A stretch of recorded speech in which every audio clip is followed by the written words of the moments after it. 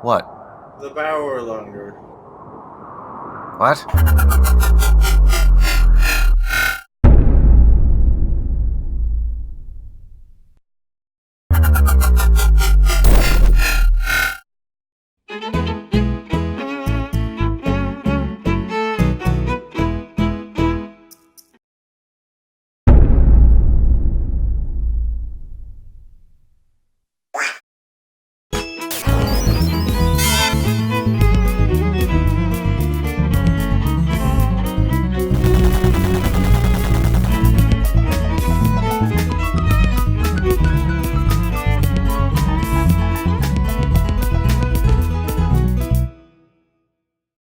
Gathered friends, listen again to our legend of some random crap that happened and I didn't think of an intro this week.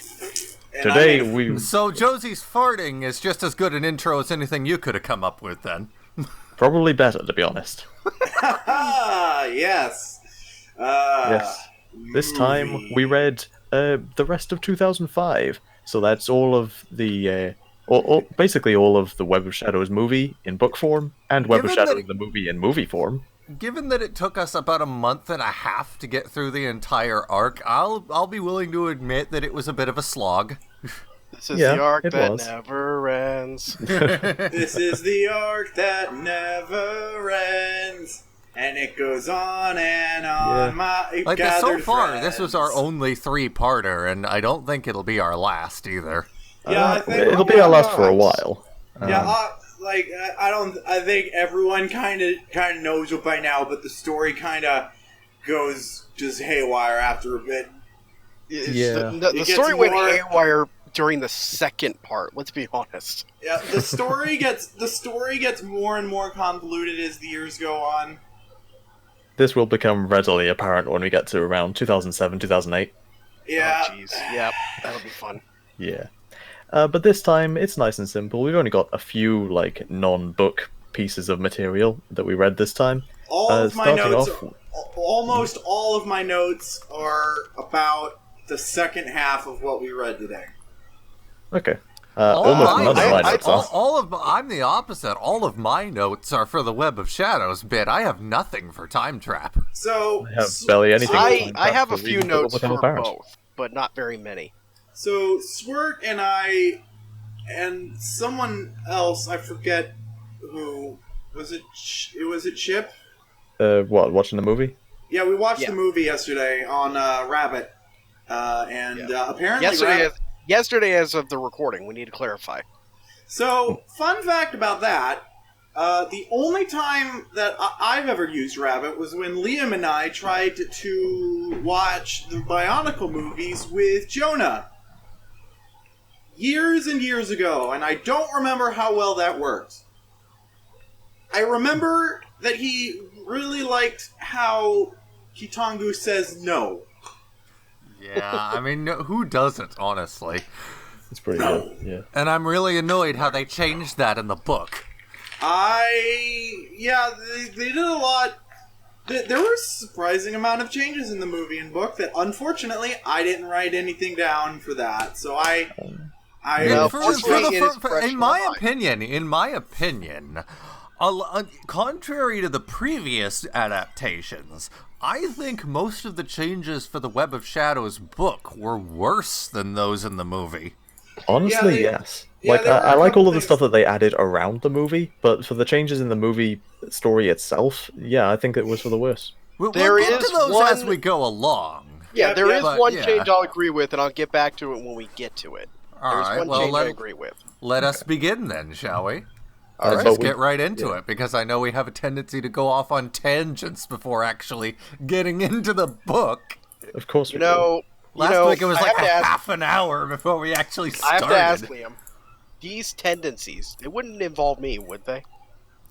I mean, you haven't been here since, fucking 3 months ago. No, Josie, now's your time. Offload all of the blame on him. Fairy flyers!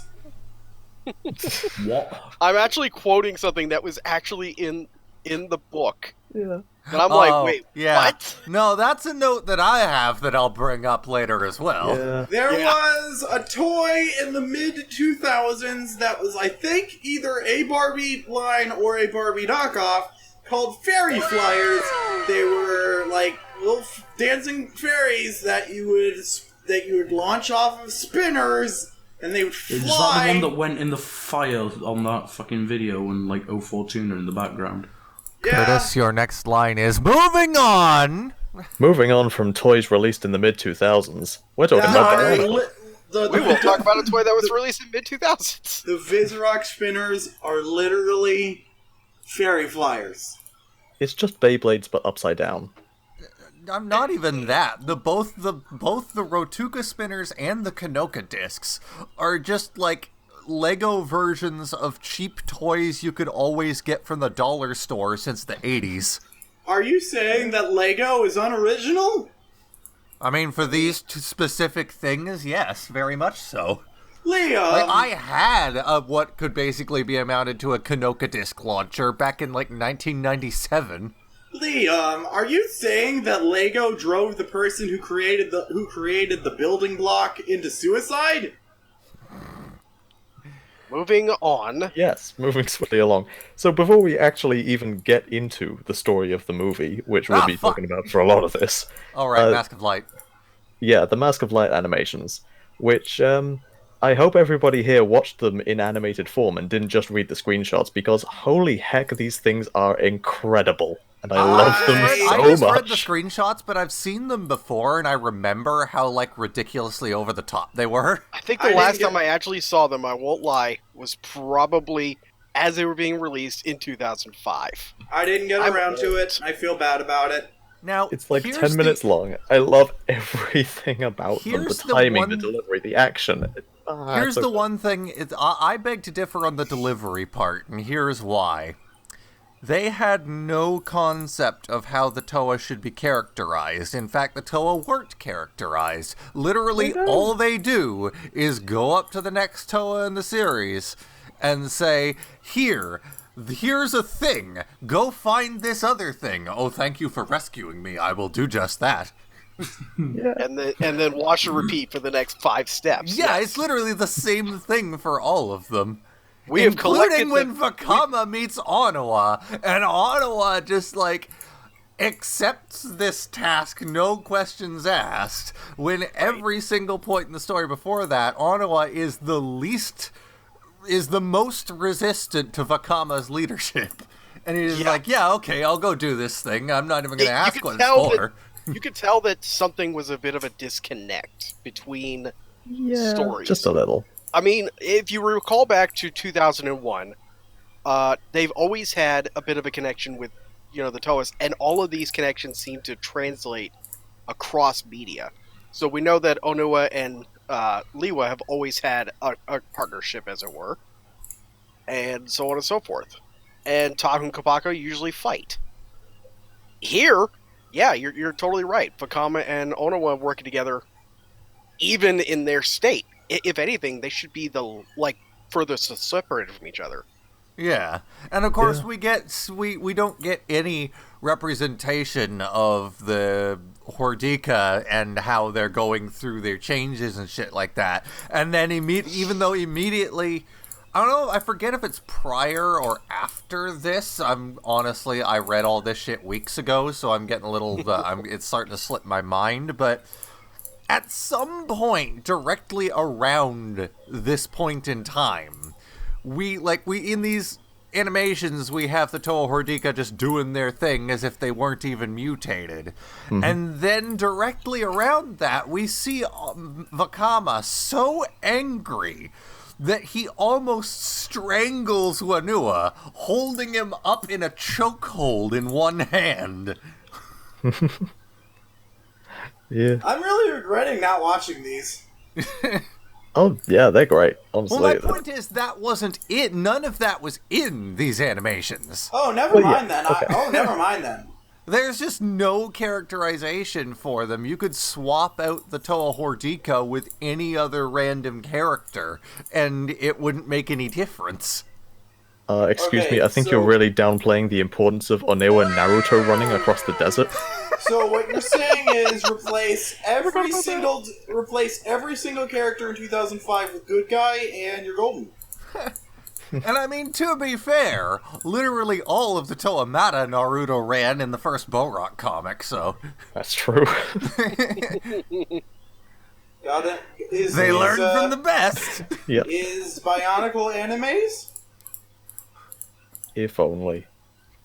But yeah, so these Mask of Light animations, they basically just serve to say, yeah, the Tohometru, or Tohodiku in this case, they did have the Mask of Light at some point, and they brought it to the island above. And It's this never is really very mentioned much specifically- outside of this. Very specifically, the way it worked was, it was the Rahaga who had brought it to Metro Nui and Yes. said, by the way, now that the Viscerock are here, they'll probably find it, so let's go hide it again. Yeah, and one thing that there's one thing I like about this and one thing I dislike. Let's go with the good first. The good is that I really like how they subtly showed off how the mask got inside that totem to begin with. And it was so stupid and simple. It's like, oh, here comes the Viscerock, Onoa, and he just encases it in stone, and that's it. That's how it happened. And the thing I don't like is this is the beginning of the end for the usefulness of the Makoki stones and how they would so heavily be retconned Yeah, what into the fuck a ridiculous... is a Makoki stone?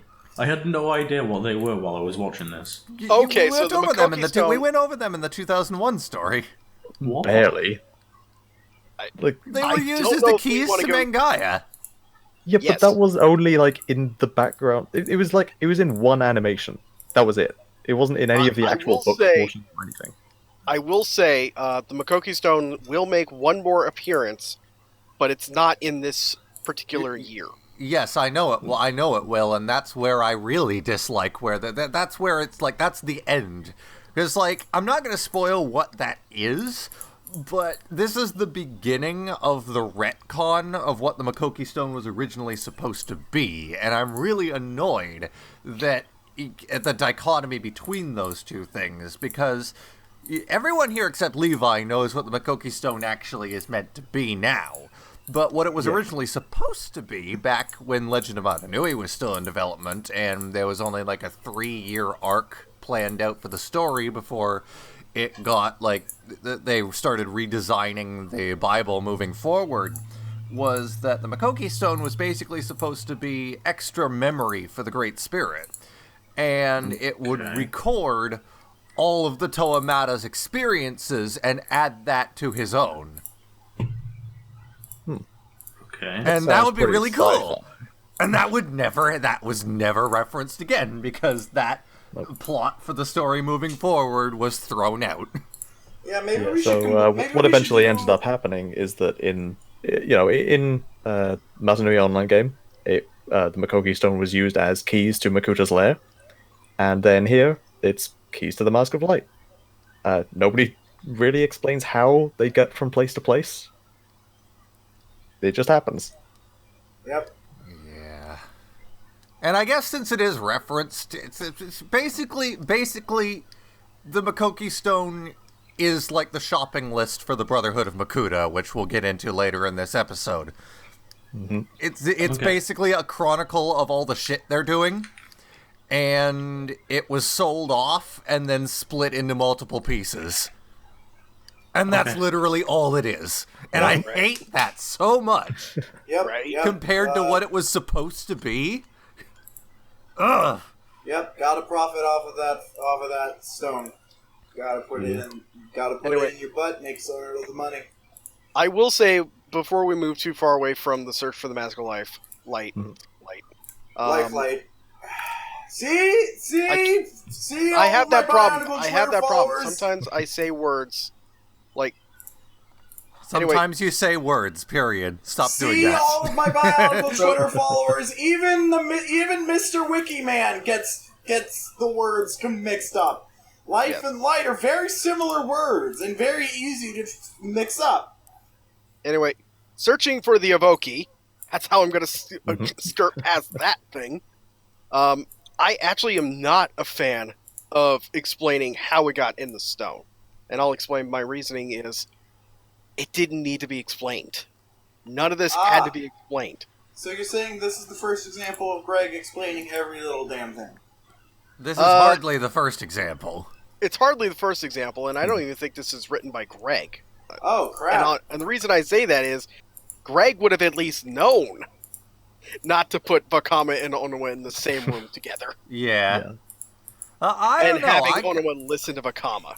This is one of those things where I don't think it needed to be explained, but it was just silly enough that it worked out. Like, it wasn't a detailed explanation. It was just, Onawa encased it in stone to keep it from the Vizirok, and they just sort of kept it that way. I like that. Yeah. I like it to that degree, but it's not necessary. Leave some mystery. Leave some guesses. If you've got like a legend in the making, let the legend be formed. Don't explain the legend. So otherwise, you can just hand wave everything by saying, and the Turaga decided for that very moment that the Gokko bird's going to fall from the sky. That's pretty much what they're hand waving away. Just saying. Yeah, it really didn't need to be explained. It's just. But artistically, I did enjoy it. It was really good, well animated for the time. Yeah, I can appreciate it on a sort of visceral, in the moment level. It's just when you stop to think about it that it just falls apart. Yeah. Just like all of the rest of life. Moving on, then. Yeah. So then we get into the actual plot of the book. You know, the stuff that actually matters. We're in the bit of the movie where Vakama is, he's wandering off from the group. Okay, now, I gotta interject right there, because, like, this is my first note. My first of many. Suddenly Web of Shadows. Yes, Because entirely. we get, right after, like, not including the Mask of Light shit, we're still right at the end of the fight with the Tower of Toa, and they're all, like, doing their thing, and they're all happy after a battle. And then all of a sudden, Vakama gets real emo and shit. Yeah. It's like, what? This came out of fucking nowhere. But unfortunately, I talked to Owen about this, and unfortunately, there really isn't any other way to frame the book in a more natural way, because there just isn't anything written to tie the two together properly. Yeah, so how it originally happened with the original release of the books is that the whole Tower of Toa section, in Challenge with Hordika, that was all written before the movie came out. Then the movie came out along with the movie novelization, and it just hard cut back to the beginning of the Toa arriving on the island again.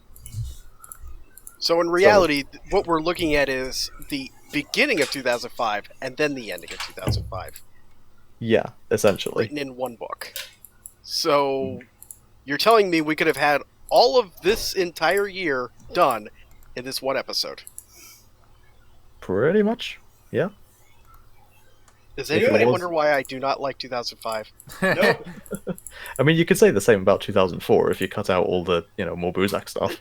He's not wrong. You're not wrong, and that's what I liked hearing about the Toa Metru's gardening exploits. I I did like not the whole Tower of necessarily mind Toa. 2004's beginning. I do prefer the latter part of the year, just because it is much better written. Yeah, that's not a word or phrase. It is well written considering what it is. But it is a passion of Bionicle to get through any of this year. I'm sorry, it is. Yeah, I mean, Rudaka helps. The Titan sets in general help. So hey, so that rock that Rudaka keeps in between your tits there. In the movie, it's just like a little sharp. Let's get to that when we get to that. I mean, that's... Curtis, go on. We're still on a boat. We're still on a boat? Seriously? No, we're not on a boat. We were never on a boat. Get In off the movie, boat. we were. Let Curtis talk! Curtis, save us! We already talked about the boat bit of the movie when we talked about the boat bit of the book. So we don't need to talk about the boat bit of the movie now. We're talking about Vakama going for a walk, scaring a tiger, and taking pride in scaring Norik too. That's my note for this. I'm sorry. I gotta say too. 30 minutes of the movie, it feels like. This part of the book is literally Helsing Abridged episode 1. I went on a walk. A really enthusiastic walk. Alright, well, Liam, you know what you have to do. So, yeah. Walk. Enthusiastic walk. Go. Yes. So Vakama's just storming off, being a little emo boy. And, he's thinking about how maybe being a team leader ain't all what it's cracked up to be. Maybe I should go be off on my own, says Vakama. Mostly unprompted, but, you could assume it's the whole route or whatever. Or just, whatever, leave him on. Leave him to his own device. Everybody else, let's go find Pongo. He probably exists, right? Right. Yes. The key to Probably. Nangu. The key? The key to Nangu. Oh, no. Pause for a second. Pause the episode. Curtis, you sound like a fucking robot. I'll get that in my...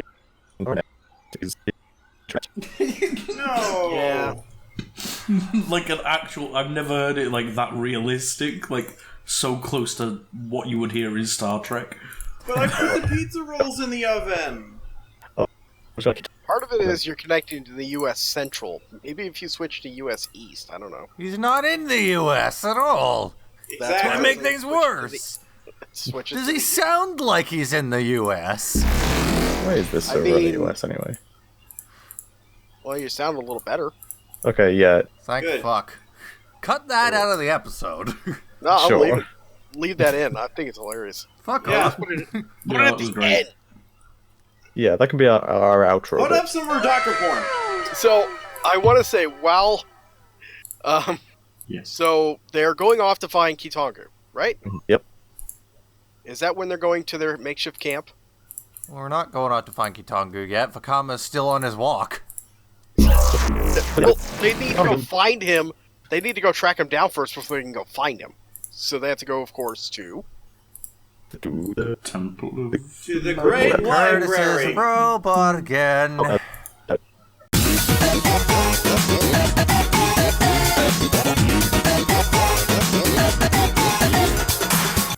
There's a snake in my boot.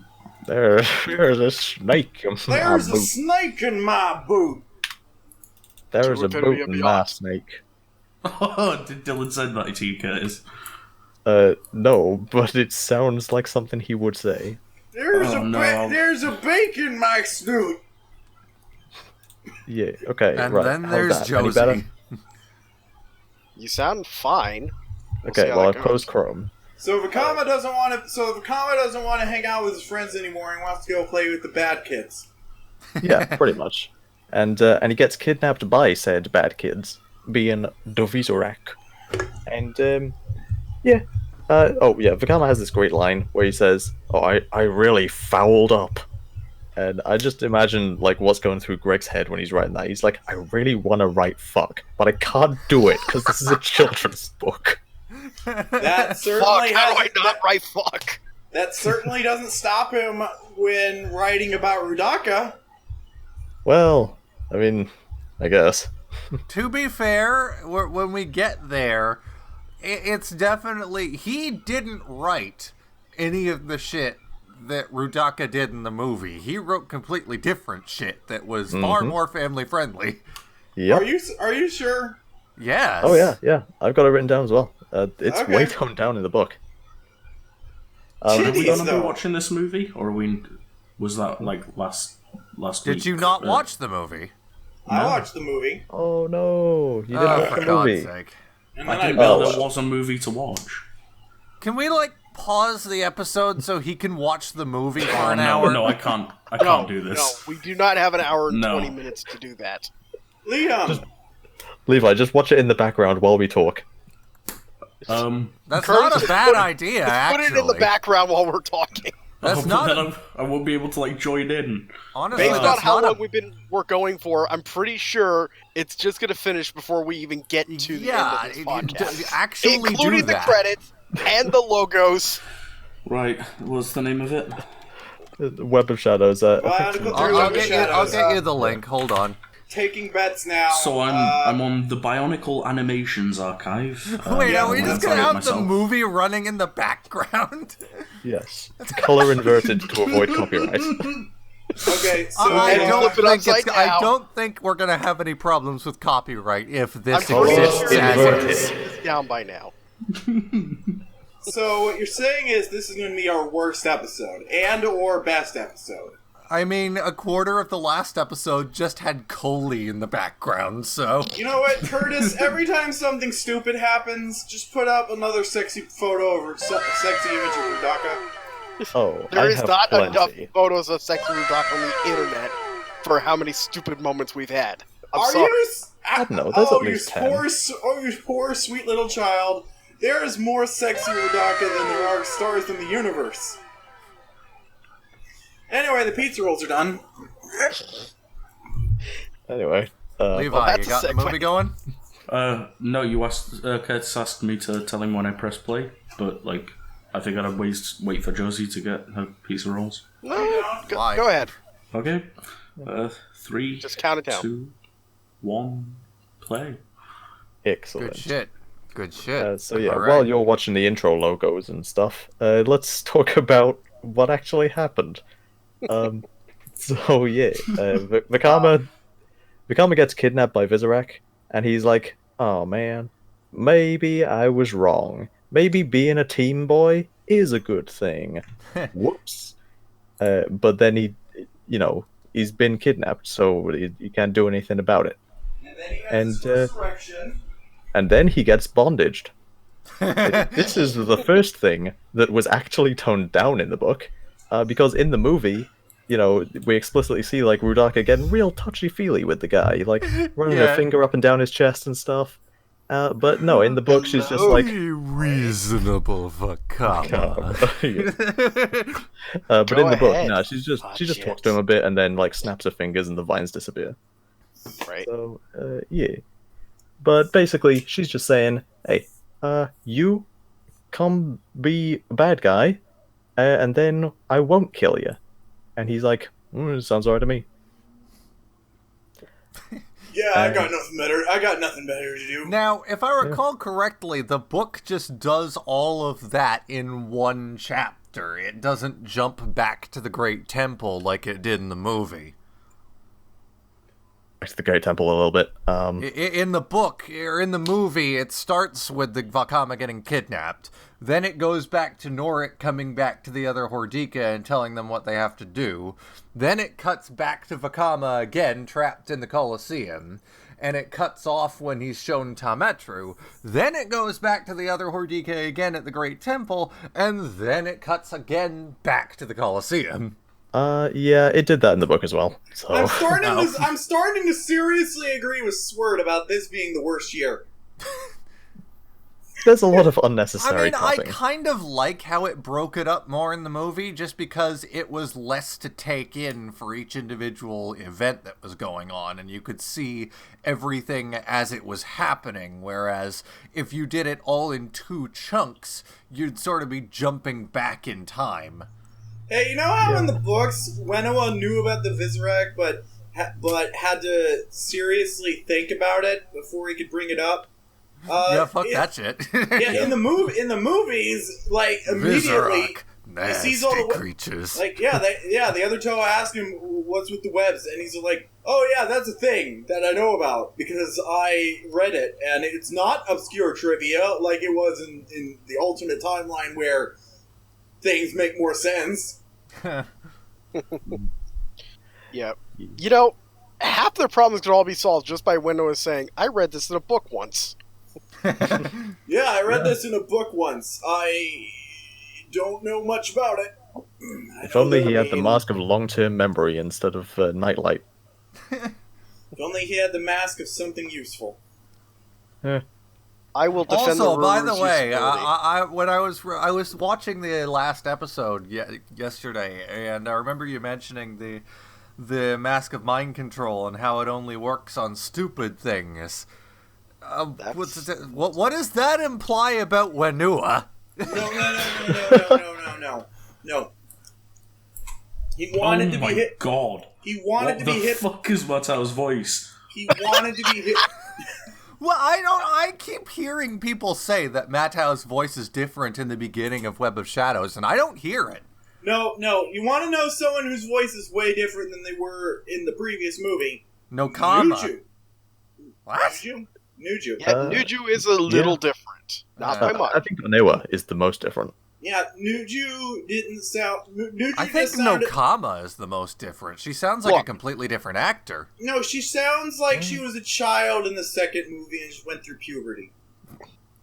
The fact is, the movies are two different entities altogether, and for some reason, I think what they ended up doing is they recorded the first lines, and then every single one of them walked out of the recording booth, smashed their heads with hammers, and got right back in to record this one. Yeah, they were probably also told, like, okay, we need to, like... I think Mattel would, I guess, be the best example of this. They were probably told to tone down the voices for the telemetru. Are you sure? Let me finish. They were told to tone down the voices for the Toa Metru so that they could then use basically the same voices for the Hordika, but by comparison in the same movie, it would sound more exaggerated. Except that doesn't really work for Vakama. Or Nuju. Or Winoa. Or any of them, really. I think it works just fine. What are you talking about? In the second movie, Nuju was just like, his voice was just like a cold, stoic guy. I don't even remember if he actually said anything. Nuju was not stoic in fucking Legends of Metru Nui. Well, what the fuck are you talking about? He definitely sounds more like a nerd in this. Okay. Yeah, specifically in his first line. Nerd! The pilot error line. Oh, cool. It was the a Toa pilot are all error. dead already. Yes.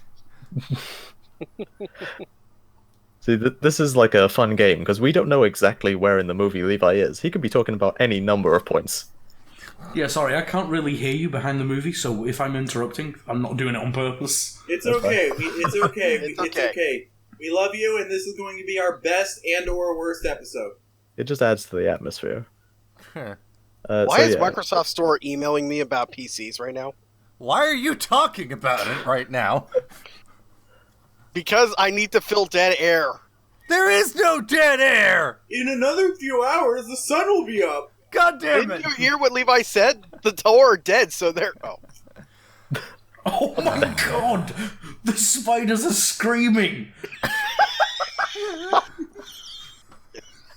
Well, I think we know the name of this episode. I love the way the Vizirac's mouths are rendered. That's to anyone just tuning into this now for some reason, that is just the best non sequitur we've had since Josie last spoke. Why do they have rotating buzzsaw mouths? I love it, don't you? I love it. I will give 2005 credit, especially this movie. They have redeemed the Viscerac in so many ways, just because they're so meme-worthy. Their mouths are farming equipment. I love it. You know what? For Halloween, I kind of want to like sample the movie and make my ringtone a Vizirac scream. No, someone needs to make their lawnmower a Vizirac. Oh my goodness. Okay, Liam, you know what to do. Moving along. So, yeah. Sidorak is Satan. He is. It's true. What Really? the fuck is any of That's this? actually a good time to segue into Sidorak. Yeah. I Sidorak. don't think we're there yet. I mean, We are, but we're not. Kinda. Okay, let's just quickly go through. Let Curtis run. Let Curtis run it. Jesus Christ. Let's just quickly go through Vakama's scene then. So, so he's thinking in his head, Rudaka's offer about being a bad guy and all that. He's thinking, well, I probably can't beat these guys in a one-on-one fight. So if I join their side, I could tear them down from the inside and hopefully, get us all safe passage to Matanui that way. So, I do like how in the book version they explain that. They show how he started off with good intentions. He wanted to do the right thing. It wasn't just being an asshole the entire time. Yeah. Whereas in the movie, he's just being an emo teenager, a bratty emo teenager. Vakama wasn't convinced by this. So Rudaka orders her Visorak to kill themselves. Jump off the edge. Yep. And this is one of the first, this is one of the second changes in the book. Because in the book, there's apparently a ledge down there that they just landed on. They didn't know there was a ledge, but Rudaka still was did, one. I guess. Yeah. But in the book, in the movie, they're just gone. They just fall into space and out of sight. Yeah, that's fucking brutal. Yeah. The one thing I will give Web of Shadows credit for is it does not stray away from death. There's a big shift in how Bionicle is handled from Mask of Light up to 2006 story, where they just stop caring. In Mask of Light, they clearly didn't want anything to be permanent. So Jala came back for no reason. Then they tried it again in Legends of Metronui with Likan's death. And then we get to Web of Shadows, where at the end of the movie there are literally body parts scattered all over the place. Yeah, this is how you're supposed. This is how you do movie sequels. This is how you do escalation correctly. Because I also want to point out, every time Rudaka says anything in the movie, her voice is backed up by rattlesnakes.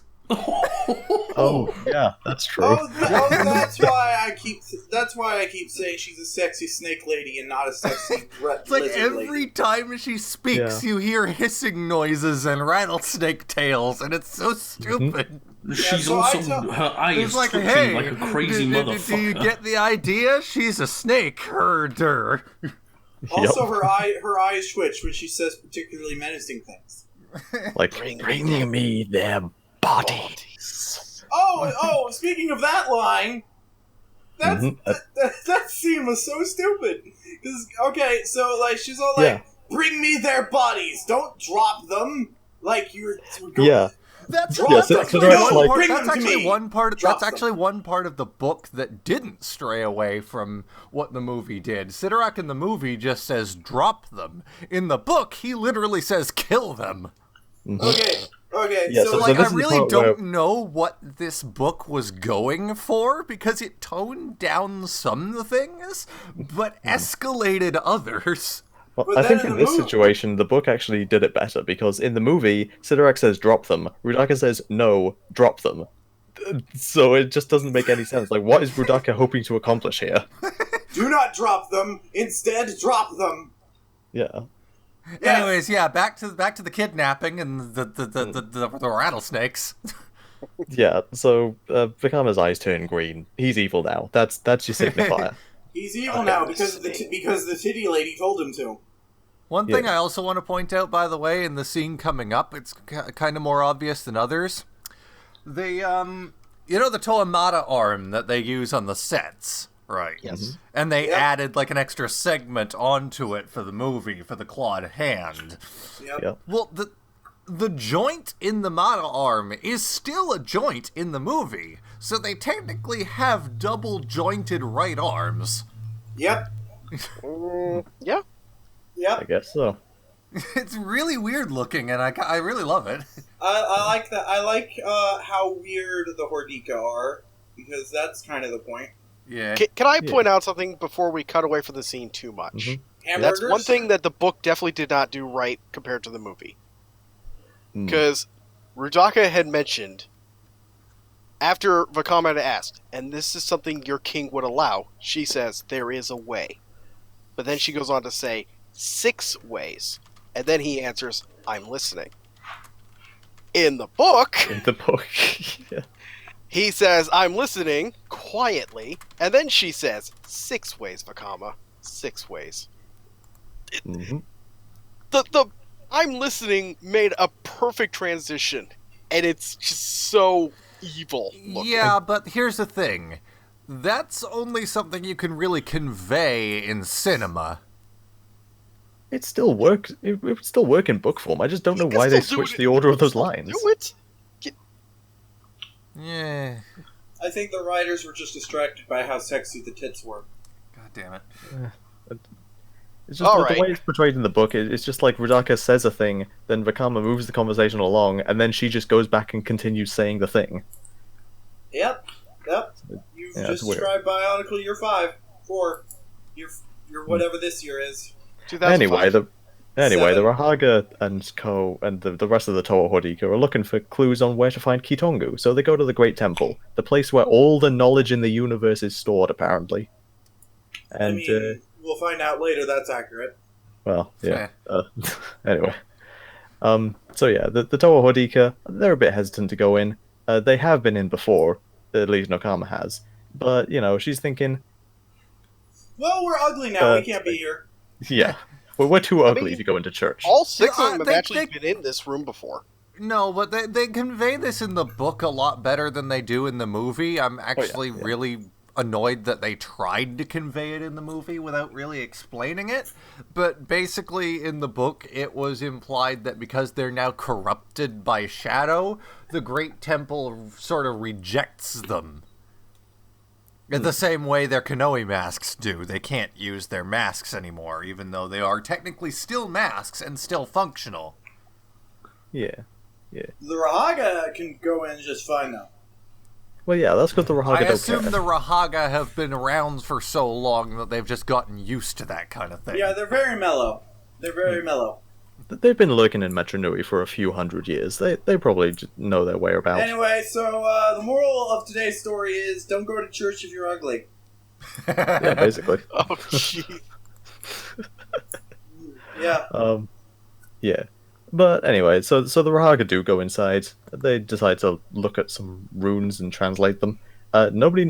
Why have they not done this before? Like, I know there were Matoran about, but could the Rahaga not have seen any of this stuff in the 500 or so years that they were just lurking in Metro Nui? It wasn't relevant. I guess. I guess they needed a reason to go looking for Kitongu. So in the movie when They've always been looking for Kitongu, though. So in the movie when Gaki is reading the stuff, she has this super old lady voice, and it is hysterical because these people were Toa once and presumably sounded exactly like this. What? No, Josie. They're literally a combination. Rudaka literally made them a hybrid of Rakshi and Turaga. Oh, okay. That's perfectly normal for them. Well, except, I mean, yes, but at the same time, are you telling me that their voices would age with them? They are part Turaga, yes, they would. Just like it did for the Turaga. We'll talk about this when it comes up in year, 2010, I think? 9? What year is the thing when the things with these guys happen? I think it doesn't matter. It will when it happens. But anyway. That's not for a few more 100 episodes. Yeah. Why does a Turaga sound old anyway? Oh. Because it's the perceived notion that Turaga are old. So you've got the Matoran, which are babies, basically. Or young adolescents, let's call them that. You've got the Toa, which are supposed to be these rambunctious young adults who are strong and muscular and blah, and then you have the Turaga, and they're like, screw it, get off our lawn. Get off my lawn, you crazy Matoran! Back, foul creature. Oh, and one more thing I should mention. If it was only 1,000 years ago, you would have been vaporized by now. So, and yet he defeated the Rahi Nui on his own. So, Gaki, the blue Rahaga, with her incredibly hysterical old lady voice, same voice actress as Rudaka. Yeah. So, when you're masturbating to all the sexy Rudaka's courtesy. Stop! Hey now! Stop! You just Go think away! about the Nope! ladies. Stop that sentence! Stop talking. I've ruined. Nope, I've ruined it. Nope. I've ruined Bionicles. You're welcome. Should I just Show plaster is this episode with Robotnik! sensitive Daka porn? This show is canceled. Oh. All right, stopping recording already. Click. Okay. Mama No, Robotnik. So anyway, yeah, Gaki's translating notes on Kitongu, and she thinks she hears a noise, but it's actually just Norik. Never mind. And But here's then something it's actually. also Vakama. Well, no, not quite, because here's something else that's in the book. Oh That's my not god, in the movie. Hiroini is such a goblin! So here's something that's in the book but not in the movie. When Gaki's talking to Norik, I forget who says it to who, but one of them's like, "Oh, that noise, it's probably just a glitch." And I'm thinking, why do you have the word glitch in your vocabulary if you don't have computers? It's strange. Oh, so what you're saying is... Yeah, it was what you're Norik saying- telling that to Gaki. I've got the whole thing up right now. What Sorry. you're saying is that Bionicle is that episode of Stephen Moffat's Sherlock that took place in Sherlock times. Sure. I don't know think what it was- But that now- is. This is something that I also like about the book versus the movie. This one did a better job just depicting Norik knowing Yes, something's wrong. absolutely. Because So we kind of skipped over. Oh wait, we haven't skipped over it yet. Never mind. we haven't Yeah, skipped over this- anything yet. The timeline is very confusing. So yeah, it definitely does a better Faces job of what showing time is Norik meant. as being wise, because in the book version he knows something's up. He knows Vakama's about, and he deliberately sends Gaki away so that Norik can confront Vakama on his own. Whereas in the movie, he's just a little idiot. yeah, in the movie he just says to Gaki, "Oh, go upstairs," for no reason, and then he's like, "Huh, I think Vakama might be here." And then like, Vakama is here. I love Vakama's lines in this part. Like he's just like Oh, yeah. he's pulled a complete 180 with his voice and everything. Like, I've got some bad news. He's gone full emo mode. Gaki's not going to find her brothers upstairs. What have you done with them? I'm British. Nothing yet. Then how would you be sure she's gonna fight? You gotta do stuff before you can threaten me. murder her in your sleep. But you haven't yet. You're not very good at this, Vakama. Come back to us. I just became Evo this morning. Yeah, you're Give not me good a at break. it. Don't quit your day job, which is being a not bad. I already quit my day job. No, you need to submit a 2 weeks a 2 weeks notice. I walked out on the job. They can fire me if they want. You are fired. Yes. What the fuck is happening? This has been roleplay with Swert and Josie. So yeah. So now we get to the all too famous pit. Matau makes a nest. Take it away. Swert, that's your. Swert? It's you now. Yeah, Matt. All right. Matto got bird. And So, as we all know, they decided to stay outside of the Great Temple to defend it because, oh, I don't feel so good. Matau, for whatever reason, decided to build this. This being, of course, a nest. Are you showing us video or? Are you I am not. Okay, good. And when asked, what are you doing? He answers, that's the thing, I have no idea. I just have this urge to nest make. Oh, That's that's all we're the doing eggs. it now. That's not the fucking. That's not the thing I was gonna get to. Oh. That's the thing where like my note here is like in that same scene, Nokama mentions that she has some random urges. That's in response to the nest. Yeah, and Yes. but Matau Matau asks is like, if those And urges then- have anything to do with him. And then This is like Matao compared to my answered. note, where like my note from the previous book is when like Matao hears Nokama through the door, and it's actually a Vizirok. My last note there was like Matao loves Nokama, and my note here is Matao really loves Nokama. So yes, she gestured at him, saying, "I get them too," and then he says, "These urges, they wouldn't involve me, would they?" What are There's you actually a really implying, good line Matao? earlier that's also, I think, a dirty joke that's really easy not to notice. Well, not dirty, more like adult. So, in the scene with Vakama where Rudaka's like, "Oh, hey, be evil, please." He goes, he's like, "What's happening to me?" And she says, "You're becoming." And he's like, "Yes, but what?" And I'm like, "I see what you did there. Snake lady wants fuck." You're becoming a man, Vakama. You're blossoming. Oh, I guess you could say Vakama would be a beast in bed. I want Hey. your dick! But he's only got half of one. We established yeah. this before. Yeah, but he's got a really long half of one. He's called Anyway. Tora Fire because he's hot. It's okay. Rudaka only has half a vagina anyway. Yeah. What? So, I'm not even sure I want to go down that conversation right now. I don't know where we're going, but I like where we're ending up. Where I'm just we're getting going, impatient. I'm we getting don't impatient need here. vaginas where we're going. I just have to ask, how hard is it to get this podcast on the rails? Oh, it's very hard. I think the rails ran out a long time ago. We're It's freewheeling this. All right, Yeah, play well- Crazy Train in the background. Now and convert it Play it into over a top the MIDI and video. play that. Now convert it into a MIDI and play that in the background. and every time something stupid happens, it gets faster. It's And over bass And already. another frame of sexy Rudaka and stuff. We're going Now down replace all of it with photos of your grandmother.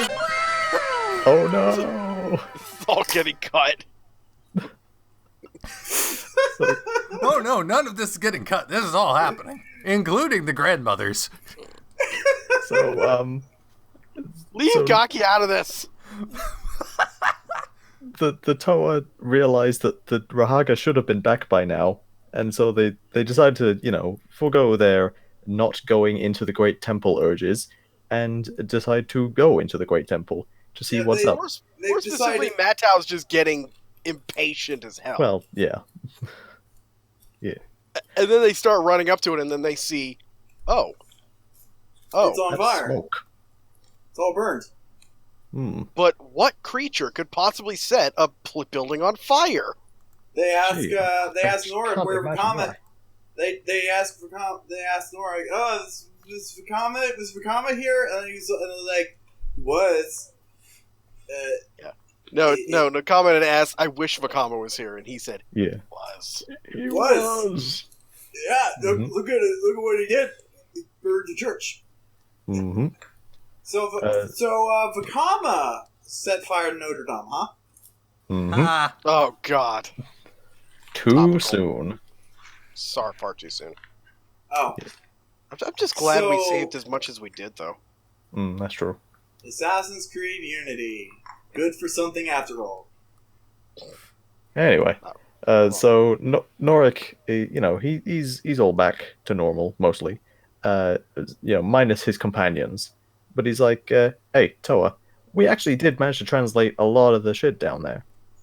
It's something about like following the falling tears to Kometru until they reach the sky, or something. Something like So, yeah. They all So just they- kind of knew what that meant. By the way, I want to bring up something else. I actually had a chance. You were there yesterday when we watched the video, and I meticulously translated that tablet that Gaki was reading. And it basically actually did says say, things. Follow tears, and To then it said Kometru. something like Kometru, and I'm like, Yep. oh, great. So they literally, if she had taken 5 more seconds to read Kometru, they'd be like, oh, I don't guess we could just go straight to Kometru. We don't have to actually follow the tears. I mean, they still don't know where in Komatsu. Yeah, it is a rather large place, I admit. But you know what? It would have saved them a little time. I suppose. But yeah, so in the book, they take a very roundabout way to Komatsu by going through Leimetru, which seems like it would be way out of their way, but I guess they just do. And on their way there, they come across this chasm between Leimetru and Komatsu, like the border. Now, normally there's a chute going across here, but since the city got fucking destroyed, there's no more chutes. And so they just try and clamber across a really precarious bridge, made of like Vizrak webs or something. But the bridge falls, and they fall, and everybody falls into the ocean. But in the ocean, there's an underwater chute that works. Now, for the sake of the book, I like it. It's pretty dramatic, you know, they go to this place and whatever. In terms of following the falling tears, though, how does this correlate exactly? You know, it would have been amazing if the tears were like blood red. I don't know why I just said it that way, but at least it would make sense to follow the tears. If it was a different color than the protodermis they're falling into. Yeah. I mean, this ain't Castlevania. Yeah, this New York pizza. So somehow falling into the ocean, into this random underwater chute that got burst at some point, that takes them all the way to the place in Komatsu that they need to be at, and that's how the tears reach the sky. It's like they're shooting out of the chute. Except in the movie when it's just this random ice mountain fortress. Yeah. Maybe there was like a the scene book cut. handled better. Yeah. Also, in the movie, they take a different route. In the movie, they go up through Pomatru and Onimatru. So I want that map of Metru Nui as an actual image. It's like, that was a really cool scene with a really cool graphic. It was. These dramatic camera angles. I'm in the scene with Vakama in the temple. Oh yeah. Oh yeah. So you're catching up in to on his us. face and shaking around like. Yeah. What is this? I just realized that this pacing, we might end up finishing the movie as we're done talking about it. Well, goodness, yeah, that he's would be catching amazing. up to us. Yeah, so, oh god, where were we? Oh yeah, so, Vakama, he's in the Colosseum. Rudaka, saying, hey, you're cool, look at this throne. What, don't you want to sit on that throne? Go ahead, touch it. Yeah, touch the Sidoric's chair. like, no, don't touch my chair. That's my chair. Except in the book where he actually does touch it and he has a vision. Oh yeah, that was a thing that happened. Her line delivery. Not just a vision either. It's like he takes on the mind of Makuta. It's very strange. He's like he's referring to Makuta and himself at the same time. It's like Makuta left his imprint on the chair or something. Really weird. Makuta transferred his essence to the chair. The chair is his You've new got to body. wonder if that's the why way- Rudaka likes the chair so much, because she likes having Makuta inside her. Her line delivery when she says touch the chair. Her line delivery when she tells Vakama to touch the chair. It's like the sexiest thing ever. Go ahead. Touch it. So, I need to point out something. We mentioned this during the video yesterday, and we wanted to bring it up again. Does Sidorok always bring these, like, speakers shaped like his head everywhere, or did they make it on the fly? No, I love it too because later on, like when when Vakama's introduced to the Horde, all the entrances of the Colosseum on the inside have just been replaced with giant Sidorok head gates. Yeah. They have to be bringing these things in, right? I'm just Or just imagining building them on the spot. No, okay. So the set that represents a Vizrock battle ram, I imagine they just have one of those, and it's just full of Sidorok head-shaped speakers. It is like a trailer that they bring with them when they take over regions. They're all like, It's like a traveling circus. yeah, it's like a traveling circus, but it's all speakers shaped. It's all novelty speakers. And a giant tent shaped like his head. Also, I have to. I just got back to the part where Vakama got his vision. Yeah. Did Rudaka know he had visions? I don't know. Because she asked him, "What did you see?" Maybe she knew specifically about like the chair giving people visions. Not so much. I think it Vakama's is. I normal think visions. it's. This is a very interesting chair. Yeah. I want this chair. It is a very desirable chair, and it has a Swert or an S behind it. It's perfect for me. Are you sure you want Makuta mentally penetrating you when you sit on it? Why does it have an S behind it? I never got that. Because Sidorak. Sidorak. Oh. No, it's S for spooky. No, I mean, Sidorak puts his face everywhere. He's gonna put his initials I like places to think too. that Makuta just special ordered this chair to just have the word spooky behind it. Spooky, scary spiders. I want to say, at this point, the S really stands for Swert. Okay, that's canon. Yep. Sure. You took over Metronui at some point. Hello. Whoever made this chair, I want you to put the name of a guy on it. Not me. I must stress. It is an S name. It was begin with an S. But it is not me. It is It's somebody... Makuta's chair as well. It's not Sidorak's. He's just borrowing it. So, like, Which when Makuta gets his back, he's going to be like, dude, did you sign my chair? Isn't it technically TuragaNuva's chair? Mm-hmm. Yep. That's the thing. I think they brought the chair too. Like, how long have they been in this city? From our perspective. No, the Vizirac battle raid that they carry all the speakers in also had the chair on it.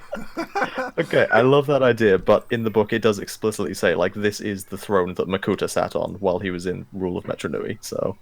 I mean, they clarified that the desires are Makuta's. Yeah. So Makuta's full name is Steve Makuta, and so he decided the chair should have his name on it. Yes, and when he was I must Turaga, reveal, I am Makuta. Oh no! Yes. Of After- all that you see. And I am desire. Steve. Moving on. Have we been talking about the chair for 20 minutes? Yes. And in Let's that not time, continue more that. about the chair than we have about this book. So Sidorak thanks Vakama for kidnapping the Rahaga, because that's the And thing for he does. not I think touching lost his him a very map. important chair. We're done with Yes. the chair. Yes, Oh. and Sidorak's... Yeah, so he's You thanking must Vakama. be confused, Toa. We do not welcome your kind here. We Oh. exterminate it. Oh fuck! We skipped all over that part. I thought it was the fucking most hilarious shit in the world. Vakama shows up at the Coliseum, and like Sidorak and the Vizirac are actually too confused to do anything. Like, Yeah. like in the movie, he plays it off as all more serious and chill. But I was reading it in the book, and I was just thinking he was like, Vakama, I think you're confused. What? Why are you? What? This isn't how. What? What do? And he replies back, I am no simple Toa. That's not the question I asked, but okay. Why are you here? I have brought you prisoners. Okay. No. He answers, to join you. Okay. And these guys. Oh, And why Sidorak did- legit believes he's actually gone insane. He's just like, Yeah. dude, you realize where you are, right? Like, I mean, we'll find thousands of this. spiders We'll right find behind this door. out later on in like throwaway lore, but it wouldn't be the first time that they had an insane Toa Hordika with the Horde. But yeah, Sidorak is just so super confused, and I love it. Like throughout the whole book, it's just one big whole. Well, I'm very used to taking over cities, but this is Yeah, he weird. never really actually gets a cool moment in it either, and he does seem like a cool villain. Like He does. he can personally go toe to toe with pretty much like 80% of the villains we've seen so far. He's pretty cool in the books, but in the movie, it's just one big humiliation after another. Or rather... By the way, one last point I want to bring up before we move on, officially. Mm-hmm. There's a part where Iruni talked to Vakama, said his name, and he said, that name means nothing to me. So... That wasn't Iruni, that was Bomonga. Well, in the book it was Iruni. That it did oh, once. okay. Yeah. Okay. The point is,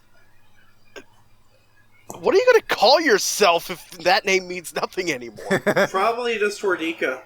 He's going to call himself Raur XD. Just gonna say, "Come, my pet. Come, my love." I think it was just like a badly written line because he said specifically Toa Vakama, and I don't think it was really conveyed very well that what Vakama probably meant was that the name Toa doesn't mean anything anymore. I mean, even just saying brother would make something. It would mean sense. That would also. Just saying brother. Yeah, but they already did that in Legends of Metru Nui with Nadiki. And they do it later in this movie, too. So. Yeah, but the point is that makes perfect sense. I talked to Star Wars fans. It makes sense. Sure. Anyway, sorry. It's like poetry, it rhymes. I had to get past that. Yeah. It's like how people refer to Darth Vader as Darth, even though his proper name is Vader. Who the hell does that? Stupid people. Sorry, Clearly. just to interrupt. Technically, really Obi-Wan. Sorry, go on. Good. No, I'm really liking Sidorak's voice actor. Like, he's just hello.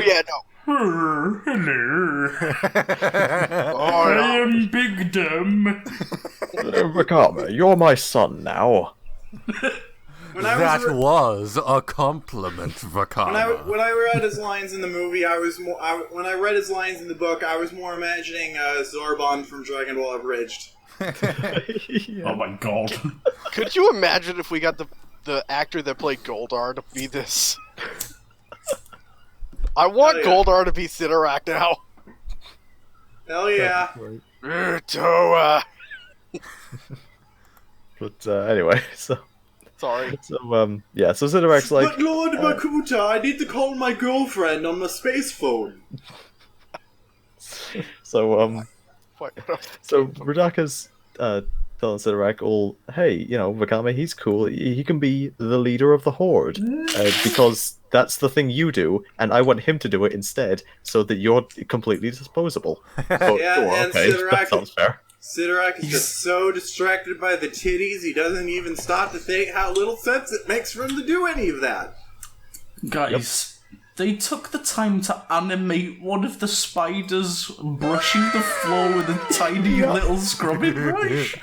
I know, it's hilarious! It's hilarious! I love just in the middle of this There's a epic gif scene of that of recording general. Sidorak and Vakama like walking together. And he's just there right in the front like, oh, I'll get to work, master. Why do there's a It gif gets funnier when Sidorak walks by. Two things. Faster. Two things. One, there's a gif of that in recording general, and two, I love how stupid it is because it's drooling all over the place. Yeah, and it's still cleaning the floor. It's like the Vizrak cleaning the floors is just busy work for it to do because there are fucking literally spiderwebs everywhere. Why do they give a damn? But I think Sidorak was all like, I don't actually give a damn if this place is clean, but... Like, what I want to know is it cleaning... to pretend to clean it. Is it cleaning the floor because of its own incompetence, or is it cleaning the floor No, it's cleaning the floor because of its own incontinence. Or is it cleaning the floor with its own drool? Like, is it using its drool as a cleaning solution? Because if so, ew. I am now imagining... Wait, what if he's not cleaning? What if he's just spreading venom everywhere to make it dirtier? It doesn't eat Tide Pods, it ejects them. Anything that infiltrates the Colosseum just walks on the floor and instantly gets mutated because the floors are coated with Vizrak venom. What if Vizrak venom is actually a very potent cleaning agent? Like, so are you saying Toa Hordika are actually just super clean? Yeah. Like, okay, but like, what if it's the present in the cocoons that that it makes the Hordika venom deadly, and when you're not encased in a cocoon, it's actually just fucking floor cleaner. No, the Hordika aren't really clean. Hordika is what happens when you drink bleach. Okay. Yeah, All right, so... we gotta move on. I know we're too late. Yep. Yeah, so... Okay, so the other Toa Hordika, they finally found Kitongu's resting place. And... Yeah. And they're like, hey, Kitongu, you there? No. Are you sure? No. Hurry up, you Yes. guys! Yes. It's amazing! No. Not. Not. Yeah. But no, Kitongu is there, and he's a big boy. That's all you need to know, really. He's also the fucking Buddha. Yeah, pretty much. I mean, He's just you wait till Zenyatta. you get to that bit in the movie. He's big dumb Zenyatta. Yeah. Kitongu Zenyatta skin when? So anyway, Please. yeah, the Toa are like, hey, turn us back to normal, and he says, no. No. Can you at least help us fight? No. No. Pretty please? Okay, sure. Yes. So yeah, he and I quote, can't start a battle on your behalf, Toa. Which is not what they're even asking. No, but he does just help out in the battle anyway. So, I don't know. I guess as long as someone else starts the fight, it's okay. Except he doesn't He really ate help those out in the little- battle until, like, the very last second when he squishes Sidra. He literally does one thing. He does, yeah. They hype him up to be this crazy badass, and then, like, they just throw him off a wall. Yeah, throughout the book chapters we've read, it seems like he's very strong, but has very, very low endurance. Like, he gets winded very easily. You know what? No. I can tell you exactly what he is. He is Saitama. The difference is, instead of being completely and totally, like, apathetic to everything around you, he's just, like, seriously, yeah, he's overhyped, but not in that way. So basically, he's One Punch Man because anything that he gets near dies, but it he takes needs a long to get time there to get first. to that point, yes. Yeah. Kitongu is like, maybe more like to say he's a glass cannon. He gets winded very easily, but if you let him punch you, you're dead. And yet his weapon is literally massive spinning shields, apparently. Mm-hmm. Yep. Yeah. But he has no defense. Yeah. So why did he pick shields? Yeah, it'd be like if Captain America got shot every fucking time he fought. Yeah. They're metaphorical shields. They're metaphorical shields. You'll see how they were being utilized in the movie. That would explain why he was shot, but... Then why call them shields, even? Technically, they didn't even use them as shields in the movie. It was part of his, like, arsenal, and that's The way his powers work in canon is that the shield array absorbs any impact, and it's then released through his Rotuka spinner. Wait, Yeah, so the way- wait. His shields absorb impact. He literally is Captain America. Yes. Yeah, but not just that. They explain later why he was able to turn them back. Is his power is supposed to be, according to the book at least, he can deflect any attack. So how is he a glass cannon that can deflect any attack? He can deflect any attack, but not if it hurts him. I don't know. It's possible that he still had to... It could be a cause and effect. He might have still had to take the rebound to deflect it. Or he still had to take just, the kickback. Maybe. And, I mean, you're on the side of a building and you're getting shot. I'm sorry, you're going to fall. You're not going to double down. True. At least, Sorry, not deflect. Negate. It says negate any attack. So, like, not just deflect, completely cancel it out. okay, then yeah, no. That made no sense. Yeah, so it's like a Yu-Gi-Oh card that has 0 defense points, but if it's in defense mode, it does cool shit.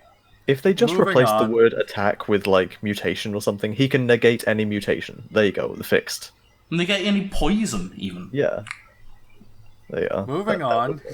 But yeah, anyway, so back to Kitongu's actual introduction. He decides to help them. Sure. And now we get into basically straight into the climax of the movie. So Hell yeah, cool shit. Yeah, so all the Toa are strutting their stuff straight into the Colosseum. Vakama's just been hanging out there, I guess. I think in the book it says like he's really anxious waiting for everyone to arrive because he just knows that they're going to arrive, I guess. I kind of want a 5-hour montage just seeing what Vakama's been doing waiting. Yeah, just twiddling his thumbs, you know. I imagine playing poker with some Viscerock, that'd be funny. I want to see that. I want to see that. Oh, why wasn't that the post-credits scene? And then out of nowhere, in comes the Toa. Yeah. So the Toa, they walk on in. Make no mistake, by the way, this movie did have a post-credit scene. Oh, yeah. Sort of, yeah, it did actually. Yeah, it did. More screaming! Yeah. But Imagine if every MCU movie instead of having just had Thor screaming. if every single MCU movie the end credit scene was just Thor screaming, that would certainly make for a very interesting end credit scene for Iron Man. Like, holy shit, was that Thor? Why is he screaming? And then. But for every movie, everyone would start to get confused. Like, wait, why is he screaming in every movie? It's not the same scream. They re-record it every time. Hold on, the police are coming. They don't like my joke about Thor screaming. Oh dear. Thor is a good boy, and he needs to be protected. With the help of the visuals from the movie, I now realise Kitongu took the absolute least efficient direction of attack he possibly could. Like, scaling a 1,000-foot wall. Yeah. Just with his bare hands. I mean, how else is he going to get up there? Are you actually at the climax now? Sort of started the climax? Yeah, basically. Yeah, Kitongu's been climbing that wall, and he's a fucking idiot. Yeah. You know, I feel like Kitongu's been climbing that wall ever since we started. I feel like I'm climbing the wall every day. And just like Kitongu, I'm just gonna fall down, and then Satan's gonna come inspect my body, and I'm gonna punch him. Yeah, you punch Satan. That's the way to live. Anyway. So Vakama is just like, hey, you must now bow down and pledge your allegiance to me! And to the Viscerock. Viscerock King! What the fuck is that? Yeah. Oh yeah, to the Viscerock and the Viscerock King. That's what it says. Yeah. But in the movie, he's just like, pledge your allegiance to me and to Sidorak. But also me. Yeah. Also, nobody else has even met Sidorak up to this point, apart from Vakama. So, right? Pledge your allegiance to this guy you don't know! Yeah. Never! In fact, actually, I don't think they haven't met Rudaka either. Oh. That is Don't interact all with they've anyone. known has been the Viscerock, and that's all they've ever had to deal with. Not meeting Rudaka is a fate worse than death. I suppose so. Imagine going through your whole life without knowing Bionicles can have tits. The internet would let you know. You wouldn't need to wait long. But I am anyway. loving Kitongu. I made this observation yesterday. I'm going to say it again. I'm sorry. Everybody's saying that Rudaka has tits. The movie flat-chested her. Okay. Yeah. Yeah. It still gave her a breastplate. In fact, no. You know what it really is? She basically took a couple of Rockji's heads and made a metal bikini out of it. That's what she did. Although that's pretty fucking cool. Since her power is turning people into Rockji's, she's basically wearing the heads of her enemies to hold her tits. Also, can we appreciate for a moment in this that scene where they enter the Colosseum that in the movie the cod pieces aren't actually attached to the Toa Hordika. Put this on screen if you can catch it, but the scene where Whenua is yelling at Vakama, you can just see it floating there, perfectly separated from his body. I guess I'll get a screenshot of that. Speaking of, Vakama's codpiece is just enormous. Yeah, it looks like he has fucking balls dangling there. Well, look, he's been hanging around Rudaka a lot. He had to look impressive. Oh my god! Given Mattel and Okama's conversation about sexual urges, they probably do have balls now. I mean, Kitangu they are just got fucking nuked. They are part Rahi now, and I think they're gonna have to grow something out of it. Oh, you're at the climax too now, Levi. We're pretty much in got sync. absolutely nuked, just destroyed.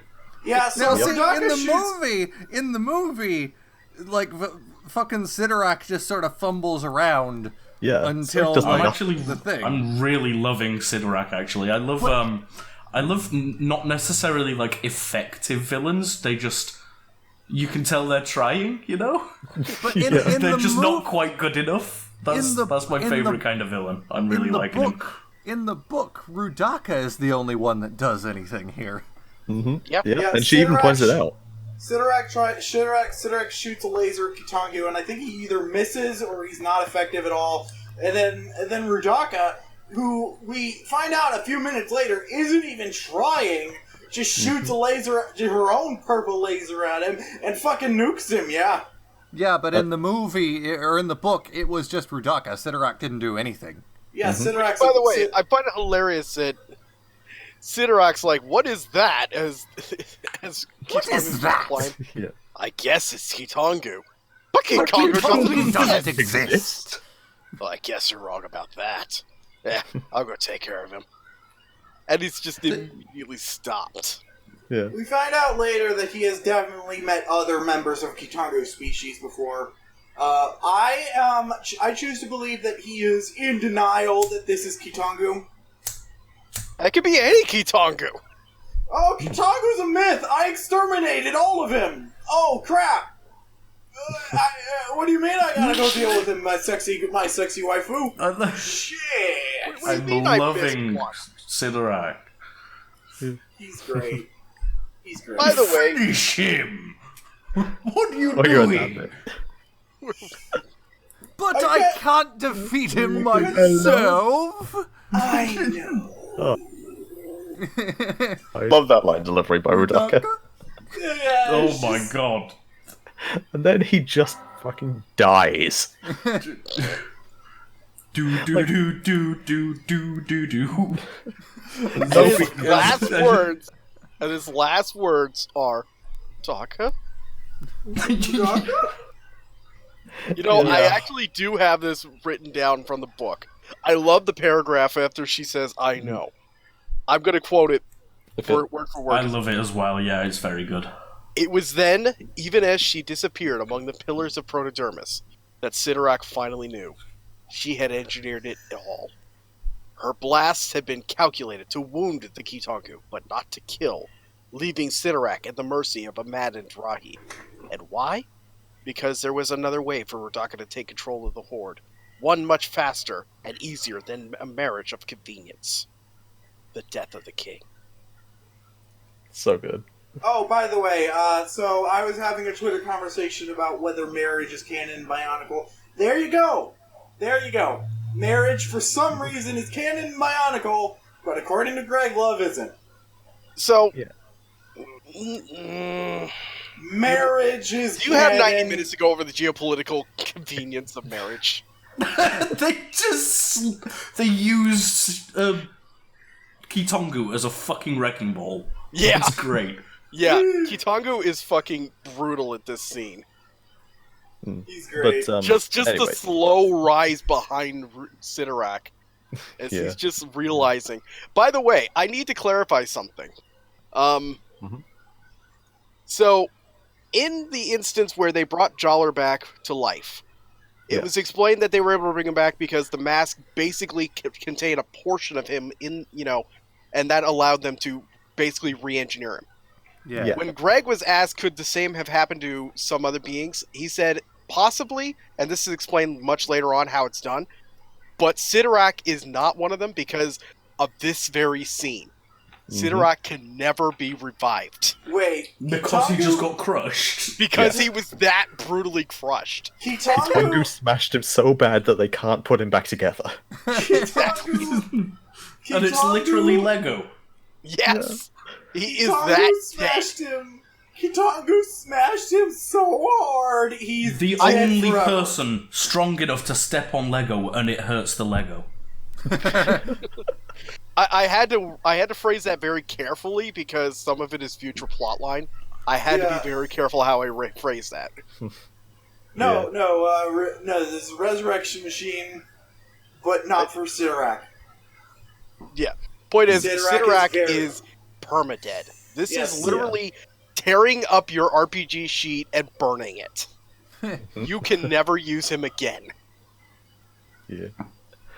Fucking Meanwhile, brutal. I need to clarify one thing that was done better in the book at this point is the fact that hundreds of Issarak just saw this. Oh yeah. Yeah. In the movie, Vakama tells them to go away. They're free now, and they just go with it. In the book, it's very clearly explained that they don't like how Rudaka achieved power. No, I actually really loved this. There's a line in it that We've completely skipped over. I'm sorry, but we've completely skipped over Vakama coming back. Oh yeah, We're not there yet. No, we're not. We're there talking Wait. about when the Vizorok were freed. I'm just skipping ahead. saying that particular part was right here at this moment. Yeah, was the bit about mostly skipped Rudaka ahead. is here. So yeah. Anyway, yes, no, Matau and Vakama. Yeah. So anyway. Matau, when the other Hordika were doing the thing, they were just like, okay, Matau's gone now. Bye. Where are you going? We're I don't gonna know. become four and use our weapon to fly. Yeah. Wind fly. Wind fly. We can do that now. Yes. Yeah, so earlier on in the book, in like the last episode or whatever, they did this thing where they grabbed onto their Rotuka spinners with their tools to like elementally charge them, but for some reason in this scene and this scene alone, instead of doing that, when they grab onto the Rotuka spinners with their tools, they just fly with the spinners. Yeah, it's like Thor's hammer. The way Thor flies is he spins his hammer real fast, and then he grabs onto it, and then he throws it, but he grabs onto it again, and that somehow makes him fly. Well, I mean, he's grabbing onto the strap and being pulled by it. Yeah, that doesn't make it... That's not... How? It's really dumb. If you but throw something and then you grab it in the air, it stops. Oh yeah, I like the line. You wanted down, you got down. Matau, he's flying up. He grabs Vakama on the way, yeets him straight up to the atrium on the top of the Colosseum, and and then they have a little heart to heart, and also a fist to face because they don't like each other. I was gonna very say much that's right one now. way to put it. This is a very good fight scene. I have in my notes here, suddenly Revenge of the Sith. Also, when the Toa Hordika enter the Colosseum, they suddenly realize they have shotgun arms. Oh yeah, that was a thing. I actually referenced that yesterday. I was trying to do the Ghostbusters reference when they were posting out there. Because that's exactly what it was. It's like, you got your stick? Shh, holding it. Yep. And I also want to point out that when Vakama launches Matau off the fucking building, he goes flying out into space, and yet somehow catches the building in the next camera cut. Like, what? Yeah. And of course, the building you see in the exact next cut, the camera or the building it goes up on a descending angle, so it's like angled upwards as you get higher. So he would have been further away from the building when he got launched off. Mm-hmm. The logistics of the scene don't really work that well. I wish I could explain very quickly what architecture is, but... And this scene again, body parts everywhere. Yeah, Vizrak body parts everywhere. Everywhere. all over the floor. All over the place. It's like Bionicle Heroes up in this bitch. Also, Matau is getting his ass kicked. Yep, totally. But Matau is absolutely on the losing side of this battle. Partly because Vakama's really given into his Odika side, so he's just going savage. Eventually, Vakama has Matau on the ropes. Almost literally, in that he's hanging off the edge of the building. And then Matau apologizes, and then Vakama's all like, "Oh wait, I'm a dick." Yeah, I forgot I was supposed to be a good guy. Thanks for reminding me. I think we just kind of breeze past how... Okay, so in the book, Vakama did a whole bunch of shit that led to this horrible situation they're in. He fucked up a lot, and then they got Hordika did it. He did nothing in the movie. Literally nothing in the movie. They got ambushed out of nowhere as soon as they set foot in the city. He did nothing wrong. No, it's even funnier because he says, "Come on, we've got the Matora to go rescue." 2 seconds later, one step, and he gets immediately shot. Yeah, but Matau is still mad as hell at him, and most of the other ones I think are mad at him. They don't really get a lot of characterization. We followed you, and you got us captured, and this, and it's like, you literally didn't even step foot into the city yet. He just makes one bad decision after another in the book that leads them to the plot, but in the movie, he literally does nothing, and bad happen, and they get mad at him. Yeah. So, in the movie, it's kind of the reverse. It's like they all get mad at him, so then he storms off and goes to be a bad guy. Whereas in the book, it's like he's already doing bad stuff, and that's why they hate him. Basically, Matau apologizes to him for being an asshole. And then Matau says, "Brother, help me," and Vakama says, "Long live the king." Oh, God. Yeah. Oh, yeah, no. It's actually no, we're not going on the Lion King tangent. Go away. The king is dead. Long live the king. The history of monarchies apparently are canon to Bionicle. There is no way in hell that phrase would exist in Bionicle unless the British monarchy was canon to Bonkles. Sure. Or she just invented it. Yeah, could be that. Okay. So, anyway, sure. I'm sorry. I'm getting sick and tired of 2005. We gotta finish this up. Yeah, we gotta get to the good part of 2005. Come on.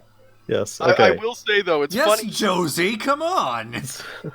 I have literally one note about this movie, and I have yet to be able to read it. All right, we will get there. I will say the book did a hell of a better job right now of trying to show the internal struggle Vakama's going through. Yes. Which is at some point, he's ready to kill Matau, and he's like, wait a minute, that's not right. Why would killing Matau help the Matoran? Yep. He's got the little angels on his shoulders of, the good little angel Likan and the bad one Rudaka. And he's having an internal conflict. It's real cool. Also, I love this part where Matau keeps talking, and he just says, Matsui, why won't he just shut up? Yeah. What we're all thinking, I'm sure. About the podcast right now. What I think about Josie every time we record this. Oh God, Matsui, shut the hell up. What was that, Levi? You're the funny one here.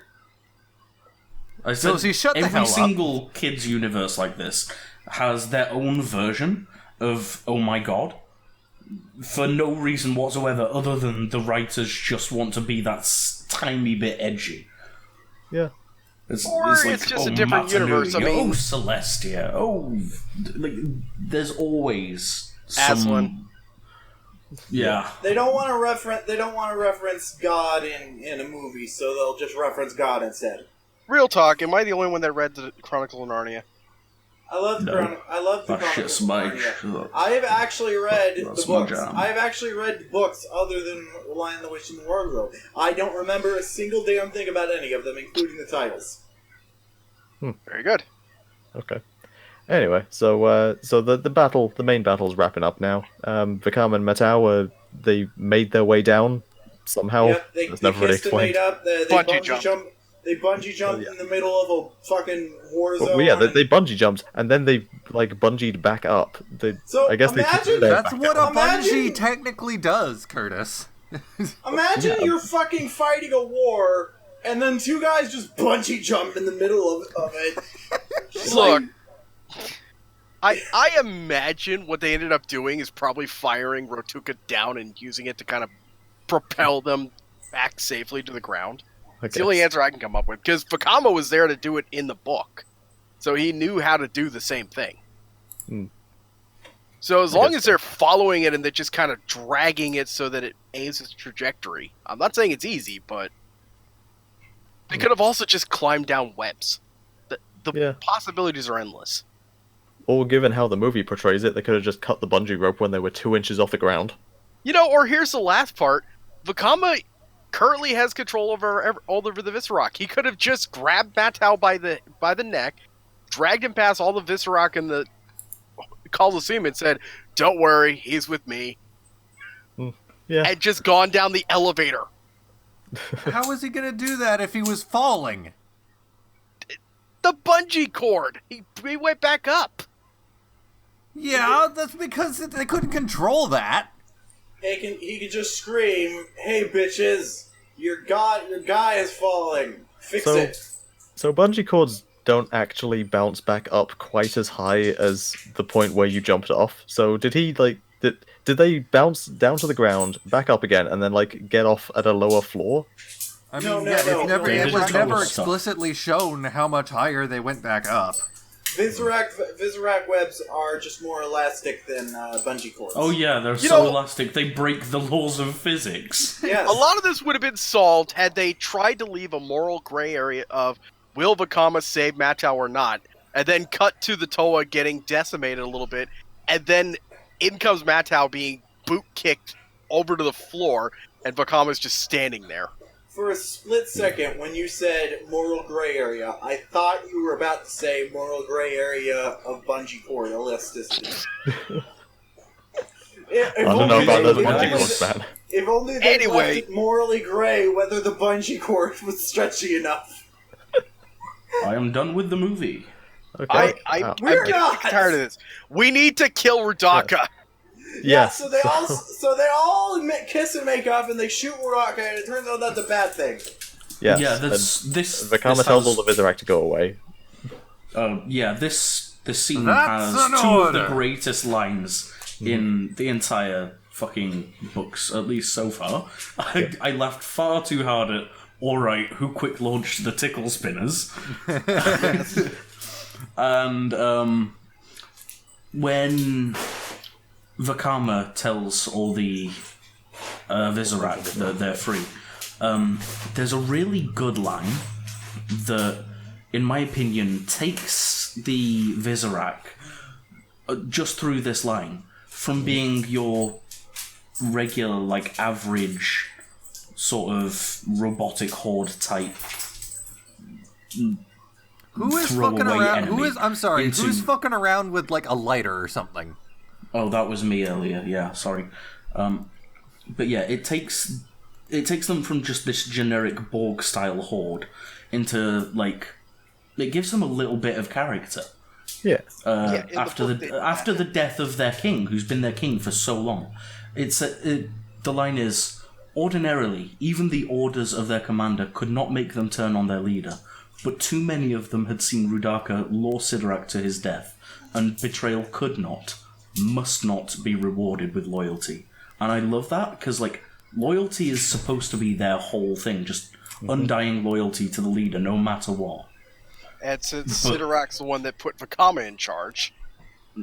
Yeah, but this shows that they actually, even though they feared him, they actually had some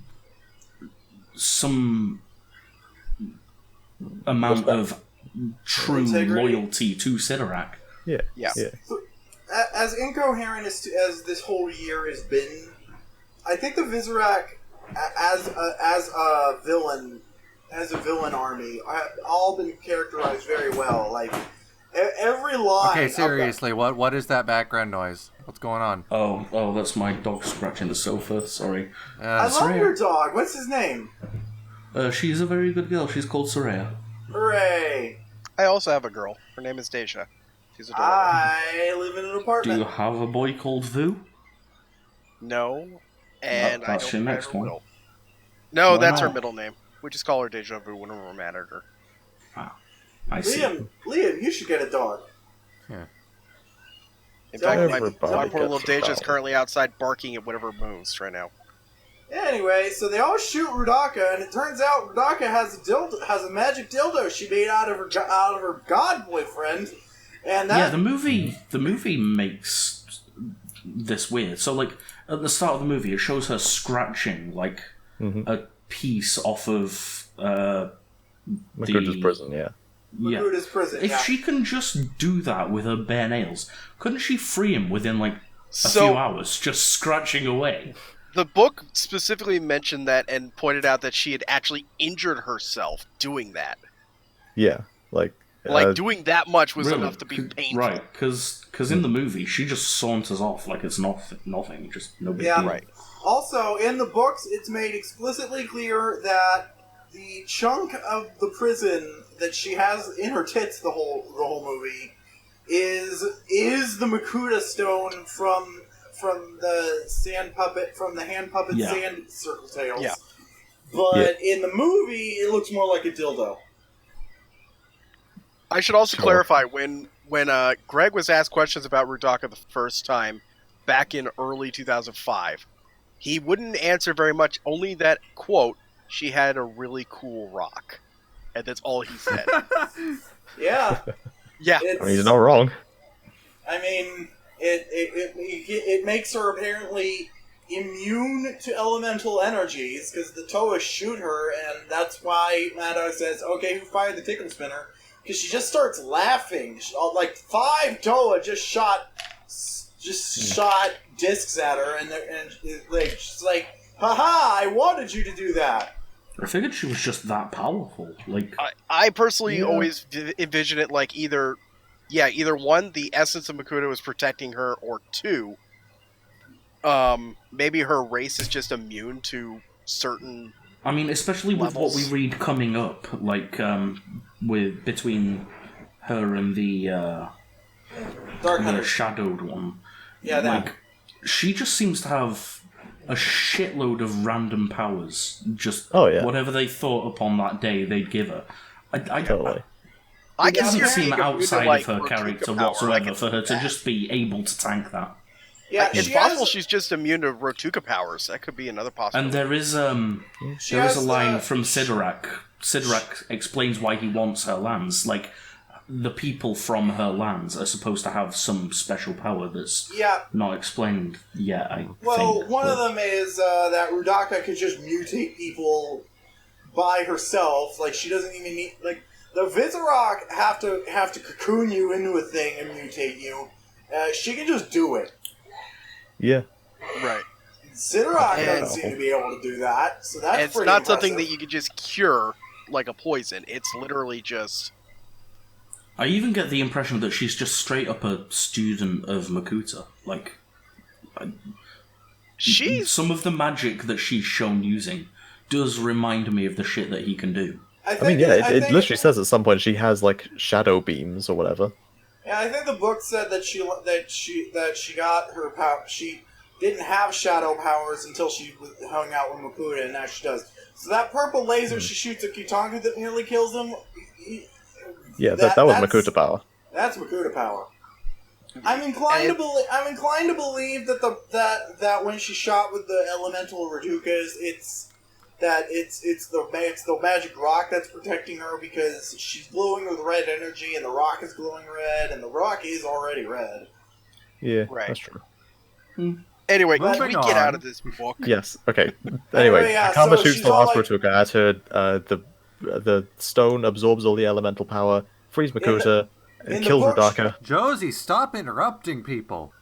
Yeah. Anyway, and then the movie's basically over. Kitongo heals everyone, even Except though the they Rahaga probably. for some reason, even though they've been Yeah. searching for him for literally thousands of years. They don't really. Maybe they're, later. Wink. They're cool. They don't really care anymore. Yeah. Sure, whatever. They've made peace with the beast within, or whatever it was they said. I mean, they're not Hordika. But it's the same thing that happened to them. So, There's okay. I'll let it go for now. But just Yeah, know I could have gone into a 4-minute rant about that one alone. Okay.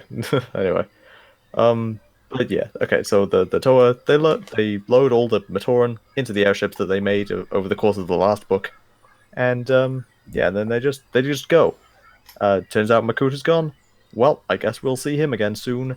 But at least the aftershocks from those earthquakes made the tunnels bigger, so we can get the airships up now. I hate coincidences like that. Yeah. You can tell Greg just got to this point in the book, and it's out of Metro Nui.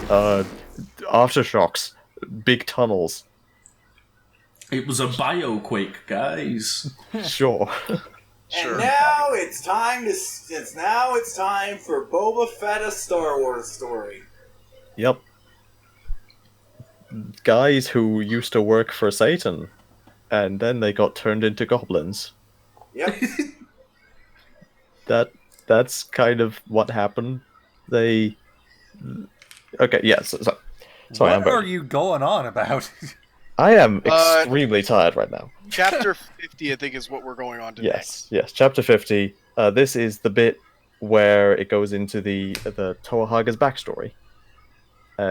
It's just a recap of the stuff that was shown in the comics, so we don't actually need to talk about it much. But actually, well, this is technically Lacan and Nadiki right here. Oh no, that's chapter 51. Yeah, no, we're in chapter 50. No, chapter 50 is the recap of the Rahaga stuff. Chapter 51 is Birth of a Dark Hunter. Well, I don't have any notes about that one. I'm reading the complete edition. Are you? Yeah, Same. I don't have any of the Haga shit in here. I read the Haga shit, and I agree that it's superfluous, because we already saw it in the comics, but I was actually referring to Nadiki when I said Boba Fett.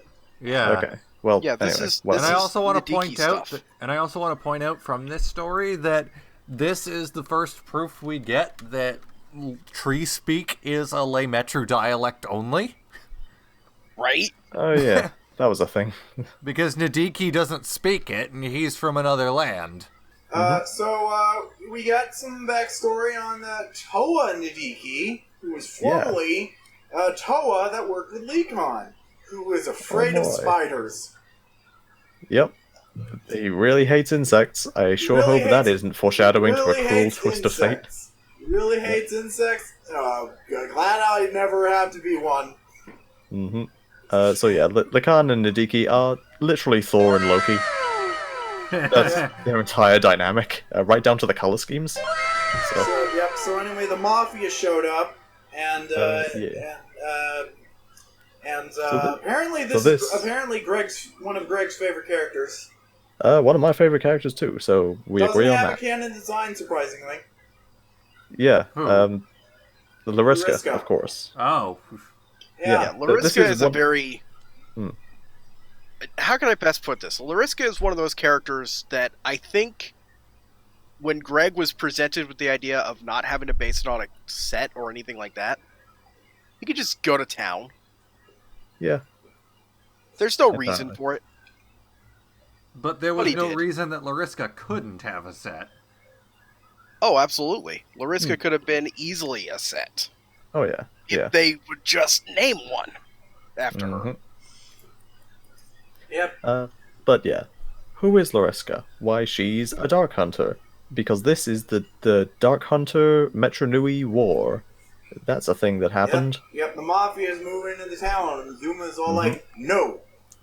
And the Mafia's all, fuck you! You can't tell me what to do!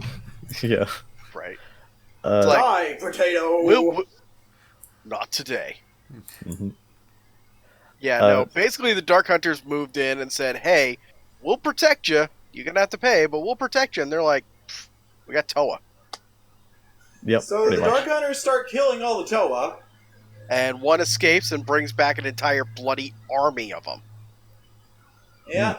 And Nadiki is all like, fuck this shit. He decides to just betray Yep. all of Metro Nui and side with the Dark Hunters, and Lekon doesn't fall for it. The Lekon double betrayed. So, Or like he like, oh, you betrayed us. Well, guess what? We knew you were going to betray us, so we surrounded your army with an army of our own. It's like, Oh, you're yeah. surrounded. We're surrounded. pulled No, that you're reverse card. surrounded. Oh yeah? Yeah. Well, I knew you were going to betray me.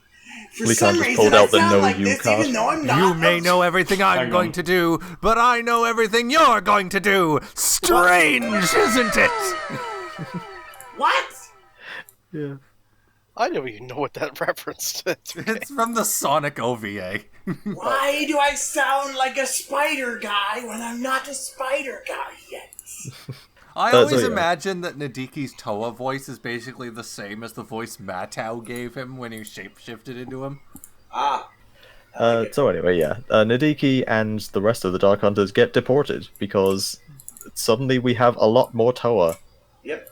Nadiki is exiled from Metro Nui. He is not allowed to be here.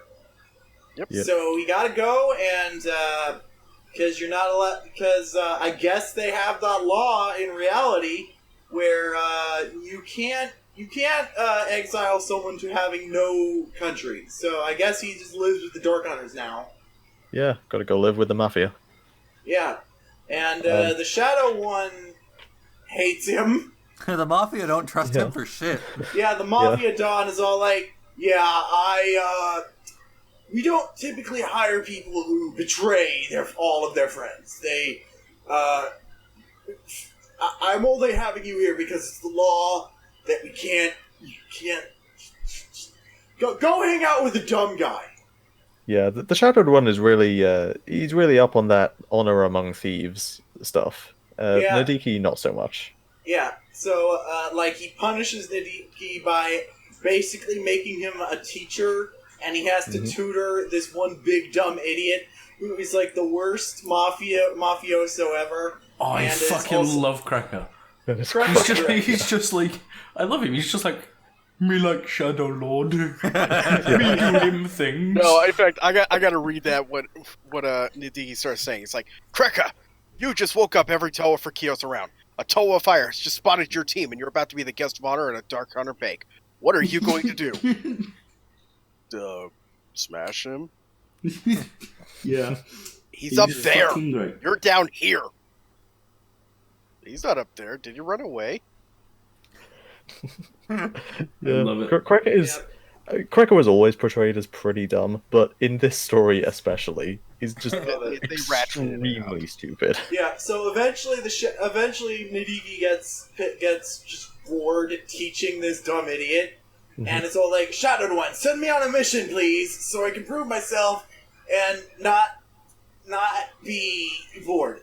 And the Shadowed One's all like, well, I could send you on this really valuable mission to foreshadow the next year storyline, but I'm gonna send you on this mission and also make you bring along your dumb guy that you don't like.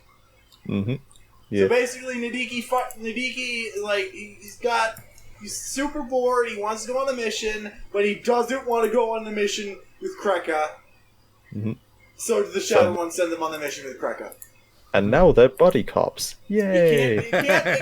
This can't possibly be as important a mission as he probably thinks it is, because the Shadow One is sending him with Kreka, like, as punishment. Just like, Oh yeah. this is a pretty low priority mission. I can totally burn it to put my insubordinate. Yeah, this is literally just the Shadowed One saying, "Hey, go babysit Cracker for a bit." Hey, go babysit Kreka. Go steal me some of the guns from the next year's storyline. Oh no, Sure. you can't call them guns. They're launchers. This is a kids show. Yeah. No one knows what they launch yet. Bullets. Marbles. I'm just imagining like Also- a slingshot now, but you just put bullets in it. So now they are headed towards the location, Mm-hmm. and Nadiki's like, so what is the plan? Tell me the plan again.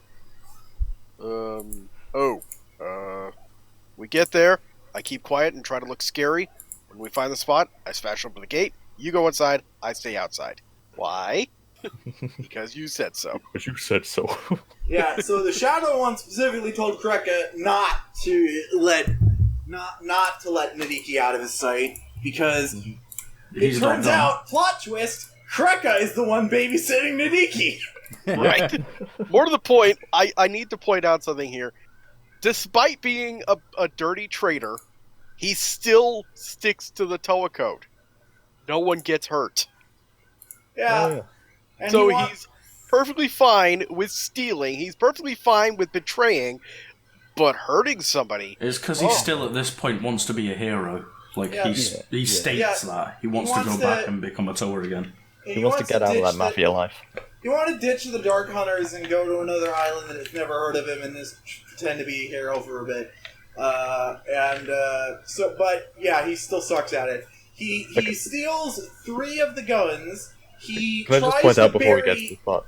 Before we get to the spot, I just want to say, when they're infiltrating the place, they're climbing up the wall, and Nadiki says, Kreka, can't you fly? And Kreka's like, oh, yeah, I forgot.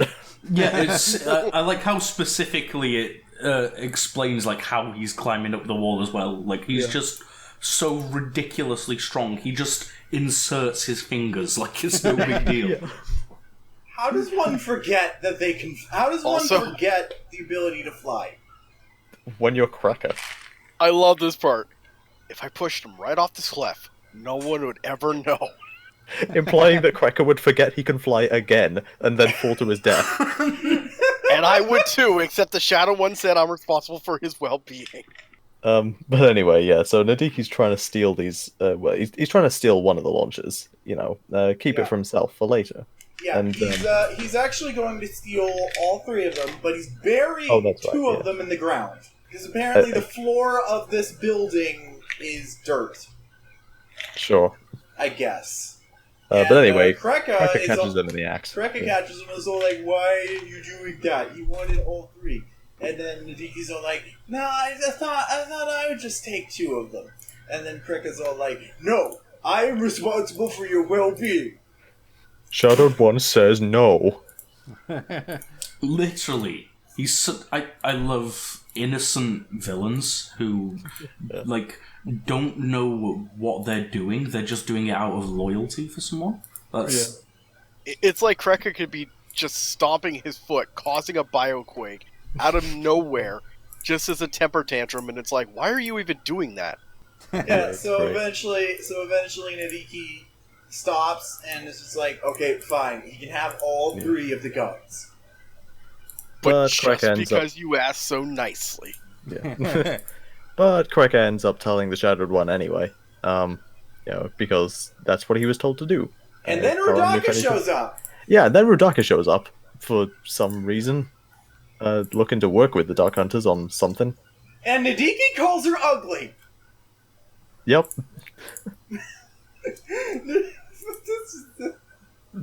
I don't know why. By what metric are you judging that exactly? Yeah, I also love that Lariska is sitting here saying, "Yeah, I wouldn't go near her. He's trouble." Yeah. And then Nadiki goes near her, calls her ugly, and then she's all like, "Meet me at the place, and I'll do the thing." And then he meets her by the place to do the thing, and she shoots her mutating thing at him, and that's why he's a big bug man. Yep. Because she basically was all like, okay, so Nadiki wanted to leave, and she had a way out, and he asked her, hey, can you kidnap me? And then she's all like, oh yeah, sure. And then it turns out, and then she went and then she told the Shadow One, and it was like, oh, he's trying to betray us again? God damn it. Okay, fine. I'll do whatever it is that you want, that you're here for some reason. Just can you kill him or something? Can you kill him or something? Yeah, I can do something. And then she does it, and then apparently she wants Dark Hunter training, but not to actually be a Dark Hunter, whatever the fuck any of that means. I guess it's like she wants her PhD in bounty hunting, but not to be a bounty hunter. Well, I mean, she's trained under Makuta, assumably, so, like, I think she's just collecting power at this point. Yeah. So. Except she specifically says she wants the training, which it's like going. She wants the training, but she doesn't actually want to be a Dark Hunter. Yeah, it's like it's like I'm here to do this stuff. I'm here to learn how you do things, but at the same time, I'm my own independent Brutaka. It's like going earlier during the. Sorry, go on. It's like going to college to collect doctorates for careers you have no interest in. You just want to collect it. You just want to collect education. Earlier during the betrayal bit. Which one? When what's his name? Nadiki? When Nadiki meets the female Dark Hunter. Lariska, yeah. Yeah. She's shown to have, like, maybe not specifically invisibility, maybe just blending in with shadows and shit, but I assume that's the kind of power that ninjas Rudaka is after. Like, yep. she's got raw strength. I think she wants the skill to back that up. Yep. They already established very quickly, especially in this story, that Lariska basically had even better stealth training than the Mask of Stealth. Oh, that's the one Nadiki wears, by the way. We forgot to mention that. Yeah, Nadiki wears the Mask of Stealth, which did not get a set until a couple of years later. Although, technically, the set that was released for Toei Rooney was meant to be Nadiki at some point. And likewise, Toa Noric set was supposed to be Toa Duma.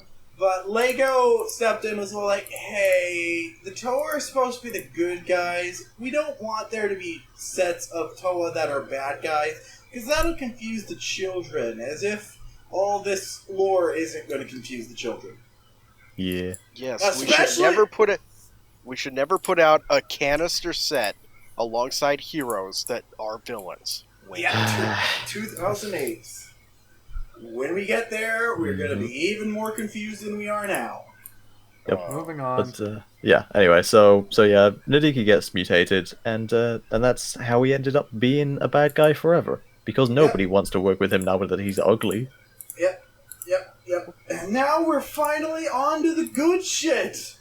Actually, technically, there is another chapter, Chapter 51. Oh. But we can skip this one theoretically, because... What are you talking about? Tentacles. That's close to Why would in we my skip version that? That's a cool little thing. Yeah. Anyway, in my version it was chapter 52, so I guess the book got updated at some point, but anyway. Yeah. So, of course Bionicle needed a tentacle scene with the 500-year-old lollies. Of course it did. Okay, so the more I hear about these tentacles, the less I think I actually read this. What are we talking about? So this is... I'll actually explain this because I actually held the contest. Back in, I want to say 2006, early 2006, BC Power and BSL1 teamed up to do 1,000 Years Untold, which was basically what is the story that happened at the midpoint of the 1,000 years between Metro Nui and Matanui. Specifically for 3 locations, which was, of course, the island of Matanui, which is what this story is, the city of Metro Nui, and next year's major location. Oh, I remember what we're talking about now. Yes. So this is Tentacles is what happened on Matanui. And fun fact, I actually know all 3 writers and have met at least 2 of them in person and went to one of their weddings. This one, in fact. Nice. Yeah. So, can you remind us who wrote Tentacles? Turakai, #1 Lava Surfer. Okay. Yep. Yeah. So what this is she's really awesome. Can we get into it already? So yeah, this is essentially a backstory for that one Rahi monster that Gali fought at some point. Some big squid thing. Basically, the Galmatoran are having a little rowing festivity. Because they like rowing their boats. And then they get attacked by a big squid. Ones? Yeah. And then they get attacked by a big squid. And everyone's panicking and not knowing what to do. One of their mascot knocks off. Yeah. I can't remember any of the Garmatoran in this, by the way. I just know that they were Garmatoran. I can't remember I think who did Maku what. was one. No, not Maku. Let's see now. Maku's there. Yeah, Maku's there, so is Marka and Marka. Amaya, Marka's the one I with the think. howl. Marka's the one with the mask of shielding. I think Amaya was there. Kai Maya's was there. there. Here, I've got the whole thing pulled up. So Maya, Maku, Marka, Kai. There's got to be at least another one in there somewhere. Yeah, it's probably like Kimberly. Nope, those were the only 4. Okay. Well, Okay. it's canon now. There is a Gamatoran named Kimberly. sure. But yeah, I mean, basically that's it. Like they're fighting off the squid. One of them decides to wrap ropes around its tentacles or something, and nearly drowns. And the other's safer. And that's it. And TuragaNuva's like, Okama. will it ever be back? Let's hope not. And And then it's never he seen leaves. again. Yeah. Well, except for that time that I guess it's seen again. Well, yeah, it's never seen again in reading order. So Right. Yeah. Not in the future here, but in the past, yes. In the past future, Yes. in the future past. Meanwhile, in the now, Or in Yeah. the past. yeah. Meanwhile, in the now flashback, because this is still technically a flashback. The best book in all of Bionicle, as far as I know. Finally, time trap. Time Trap! Yep. yes. I still don't find Time Trap to be my favorite. I Yeah, it's very hate good, you but it's not my favorite. so much! I don't understand why you're making it out as such a big deal. Like, I like It- Maze of it was Shadows alright. and Voyage of Fear more. Okay. Your OC I'll- is based around the Mask of Time! I'm going to say this only once. This is the book, in my opinion, that showed me that Greg, when he puts his mind to it, can actually give a shit. Yes. More to the point, it is also the first time in Bionicle history that I am aware of that they didn't have to focus on selling us a toy. And that's what made the story work. Yep. Yeah. None May not be of the only example, but this is the first example that I'm aware of. Yep, none of the characters introduced in Time Trap were made into individual toys. They were sold. There were limited edition sets of the. Limited edition. It was just combiners. Yeah, Yeah, they're all just combiners. So technically they are trying to sell you on the set. But They are trying to sell you. On they're the not set. trying to advertise a new wave. It's not like we introduced next year's Exactly. villain in this book. Yeah, Exactly. yeah. We introduced next year's gimmick in the chapter with the Diki. This one, not a tie-in, not a toy. Yep. Are we Yeah. trying to do some accent there? I don't know, Liam. Shut the fuck up, you fucking. Why'd you fucking make me? Don't think Time Trap is the best one. Don't make me get a Eat hammer. dick. I would Hey, love to eat a dick, Liam. Anyway, time Did you trap. just hook up while I wasn't looking? Anyway, so apparently, Vakama never told the Toa about the best book for some reason. Mm-hmm. I guess they just didn't ask how he got the Mask of Time back from the ocean he dropped it in. Well, they say like he says that he just found it, like it was no big deal. So All right. Well, yeah. yeah. So Which, I mean, technically was the case. There was just a whole lot of extra stuff in there also. yeah. So the Toa are on their way back to the new island, and Vakama says, "I have to go back for the Mask of Time that I dropped in the ocean." Yep. And they're all, and the other ones, it's either Onawa or Matau, I forget. They're all It's like, Onawa. why would you want to go back? Did you forget your favorite Kanoka disc? Technically, the Mahi was that, yes. Mm-hmm. And he's Oh, just like, you're good.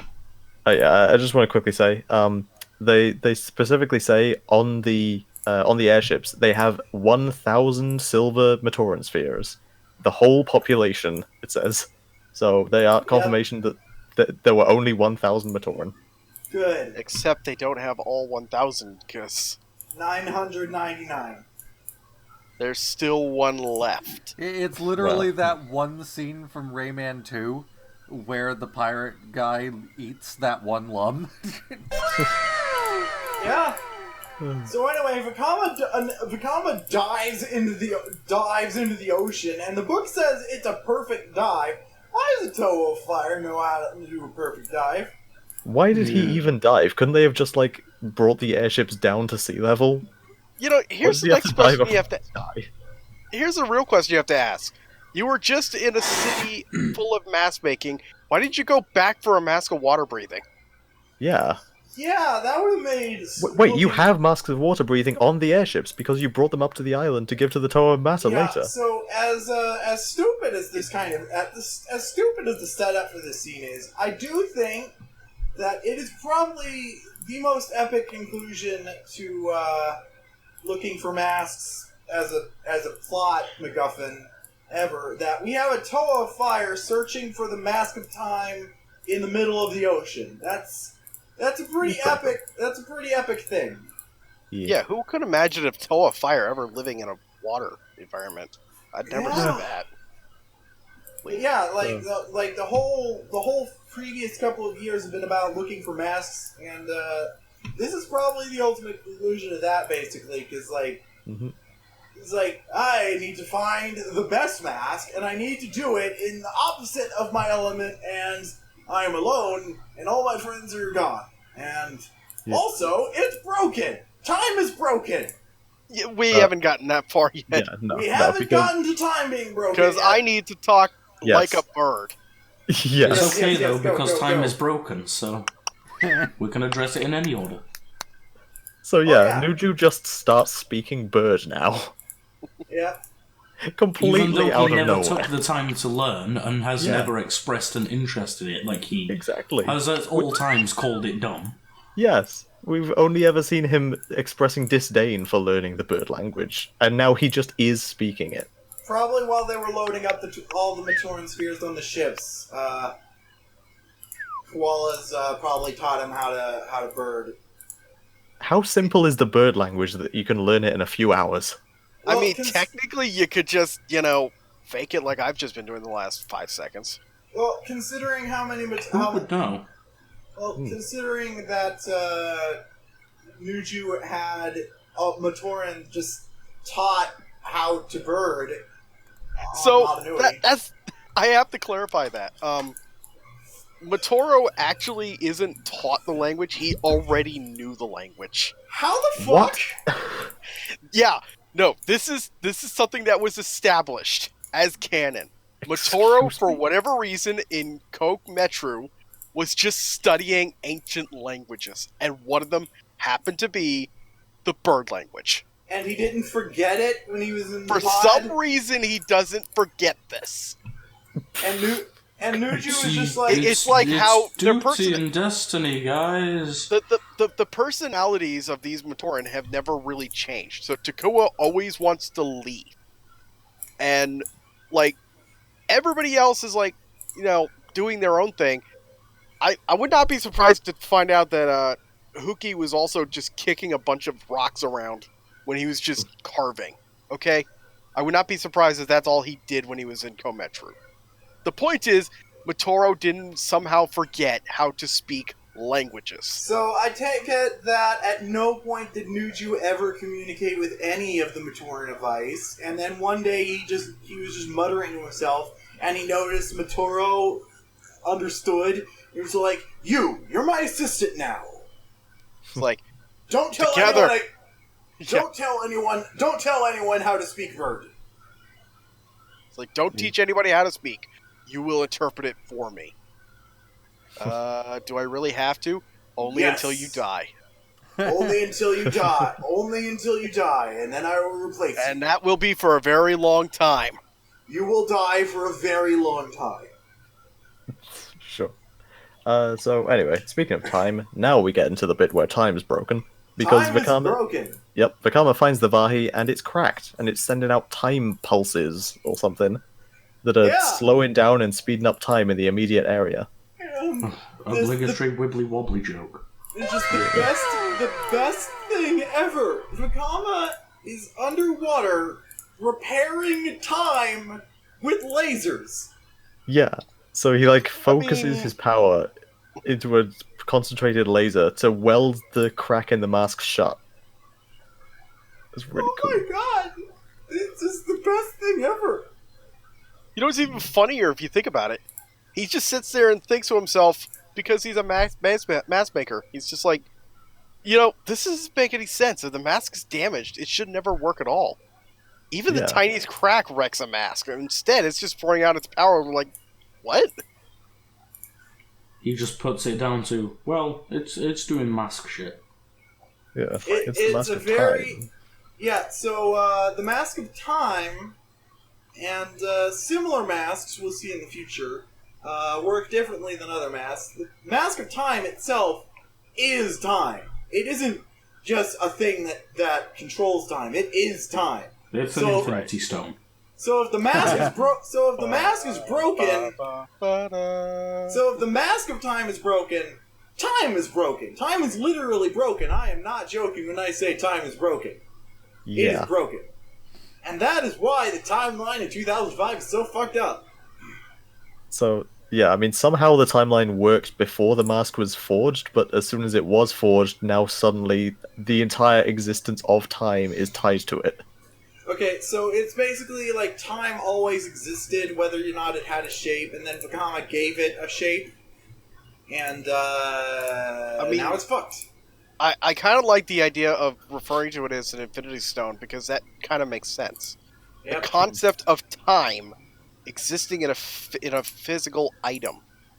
Yep. I mean, Yeah. you could argue that this mask has always existed in terms of like quantum tunneling. It's just a universal force. It always has. Given a shape. It existed in some form, in some fashion, since the dawn of this universe existing. Yep, and It doesn't matter if it didn't physically exist; it just does. That goes along with my theory And the of, universe is a consequence of it existing.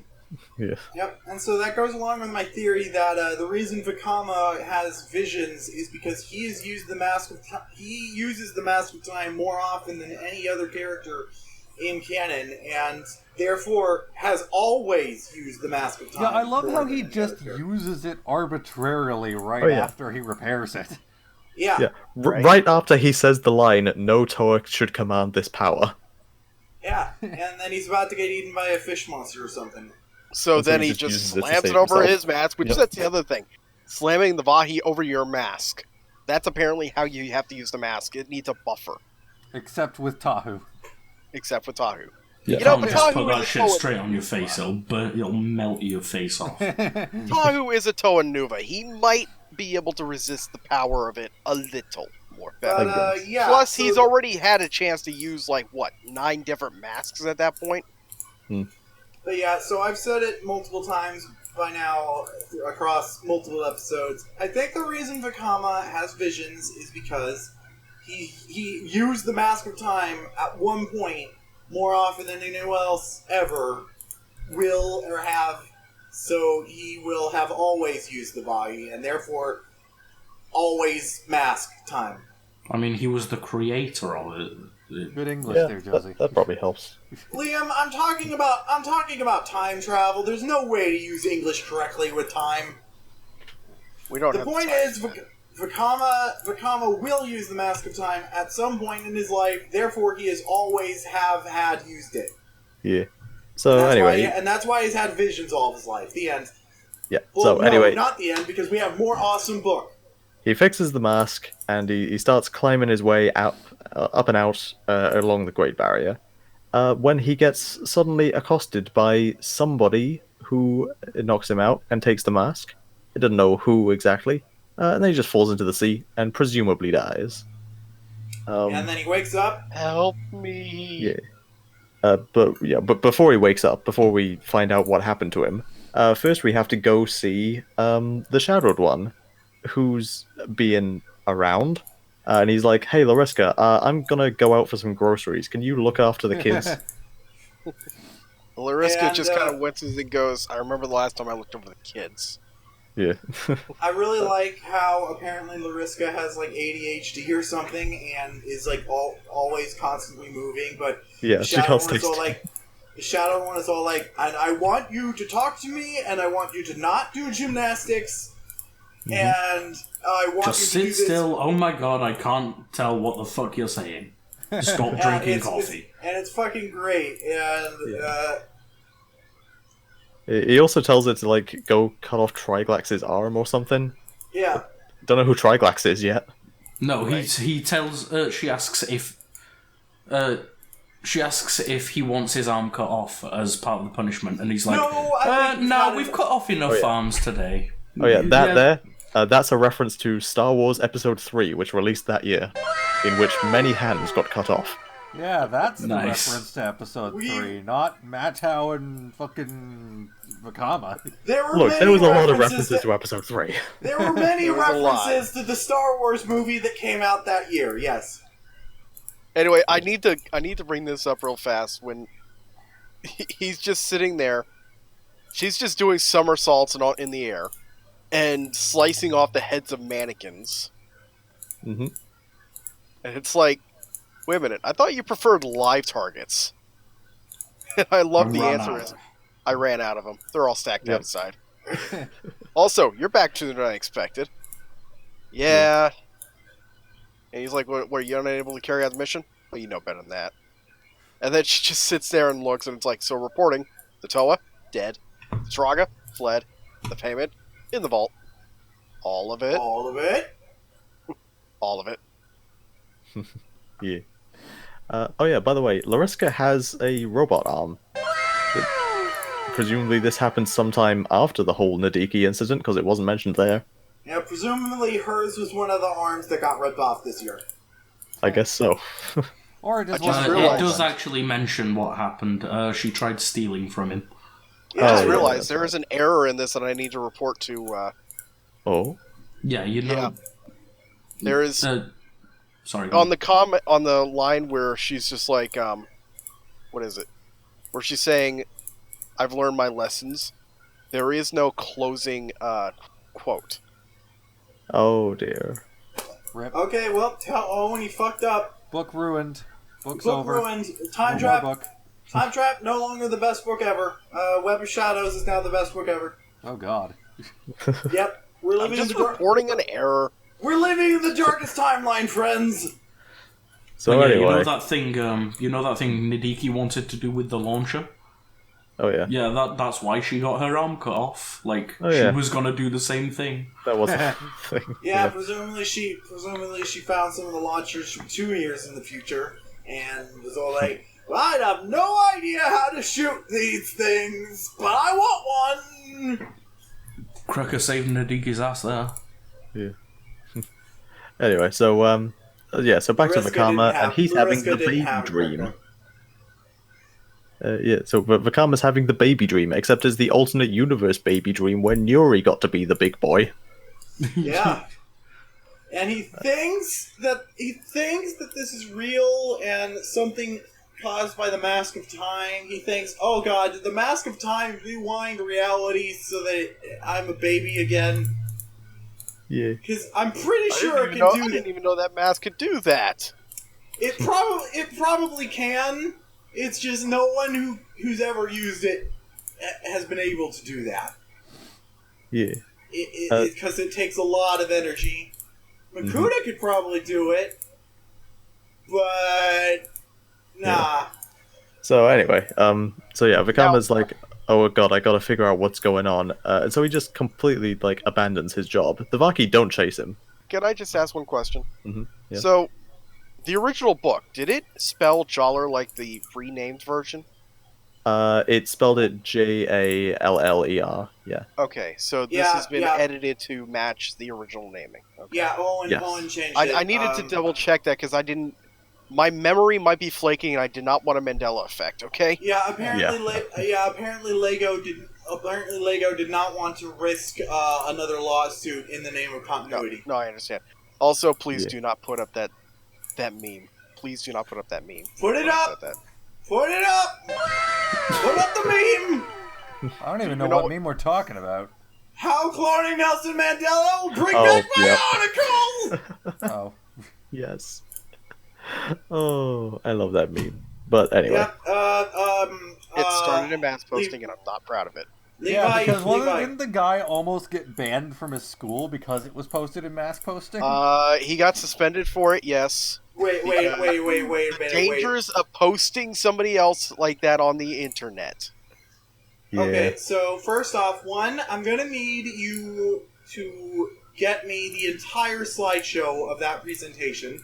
I couldn't, even if I wanted to. I am sad now. Anyway, Levi, you can't watch this podcast until next year because the Bionicle in that presentation is from next year. Oh, like it even matters. Josie, It's a I'm gonna blurry say this. picture. I've already seen it. No. I was about to say, you don't even know the context of what that character is. Yeah, and Yeah, it's a like- blurry picture anyway, so it's not going to give anything away. No, it's Iron Man. Obviously, the roller skates are the most important thing in continuity. It's Shadow the Hedgehog. We're moving on. Yes. Anyway, so yeah. So So Matthew's Vakama's going. dead. Well, hang on, we're not quite there yet. Too far? Vakama first I went too goes far. to Nuju. He first goes to Nuju, and Nuju's like, "Hey, stop bothering me." Oh wait, you're that Vakama guy who put this thing on my mask. Hey, good job on that. You're the guy who glued this eyepiece onto my mask. Thank you. Yeah, he goes and he's like, "Hey, Nuju, I sense some juju." Yeah. I need. Tell me, are there any prophecies? Yes. So I Can you love be more this. No. specific. I love this. He put together a list of things. He's just like, this is all of the things that we know that is happening. Number one, no more Buzak is still alive. When I know for a fact we destroyed it. Number two, Lacan is now a Turaga. Cool. He's supposed to be dead. Number three, the city is somehow undamaged. There's no bioquake, which, by the way, it says earthquake in the book. I'm just translating. Okay. The Baki are still functioning, and the Matoran are still working. 4. TuragaNuva is running the city. But is it really Duma, or is it Maguda? Thinking And emoji. 5. Nuri is a Toa Fire. Yeah, Now we can so- move on to Nuju. I'm sorry. Yes. Okay. So yeah, Vakama's going to Nuju and he's like, "Hey, Nuju, do you know anything about what's going on?" And Nuju's like, "No, shut up. I'm just trying to do my work. You know, looking at stars all day." And Well, do he's any like, of the stars say anything about the Mask of Time? And then he's all like, yes! there are lots he's of like, things "Wait a about the Mask of Time. It's like, wait, you finished it? Where is it? Oh, I don't know. Ominous. Vakama doesn't know what the fuck is going on with this nightmare he's living in, but he at least has the forethought to know not to tell people where the Mask of Time is, because Well, at this firstly, point, he doesn't know. He Yeah. doesn't know. He knows he doesn't have it, and he's not letting on to that. He's letting people know he made it, but I hid it somewhere. I don't even know where it is. But I do like how, you know, Nuju spends like 5 seconds talking to Vakama, and immediately the Vaki are like busting through the door. Like, get back to work. And then Nuju's all like, "No, please! This dumbass interrupted This me. guy I was distracted working. me." I'm a good boy." Now Zap. that's what I call racism.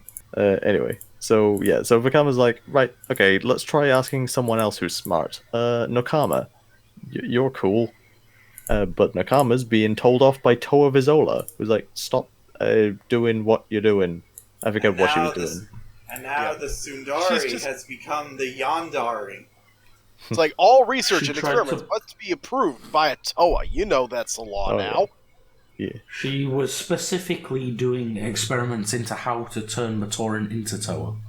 Yeah, which is extremely illegal, because apparently in this version of Metro Nui, they don't want any more Toa. They have enough, and they don't want any more than that. Yeah, they have some serious gun control problems here.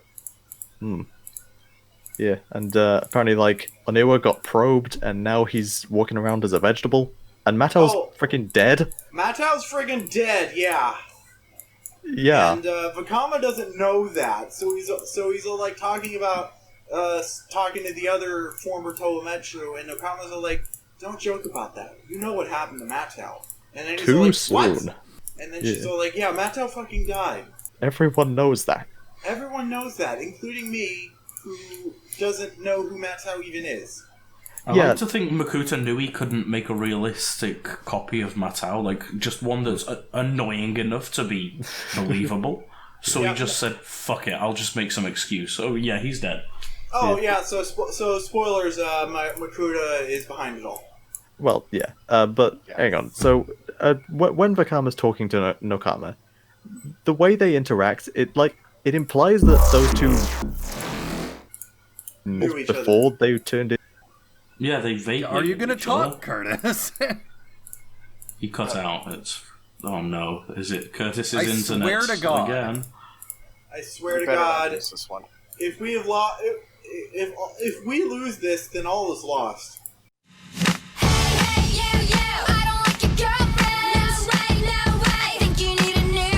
So, Liam, if you're gonna be such a dicky poo poo, why don't you have a dicky poo poo? Curtis is typing. Hello, Curtis he's is back. back. Hello. Hooray! Liam doesn't have to be in charge!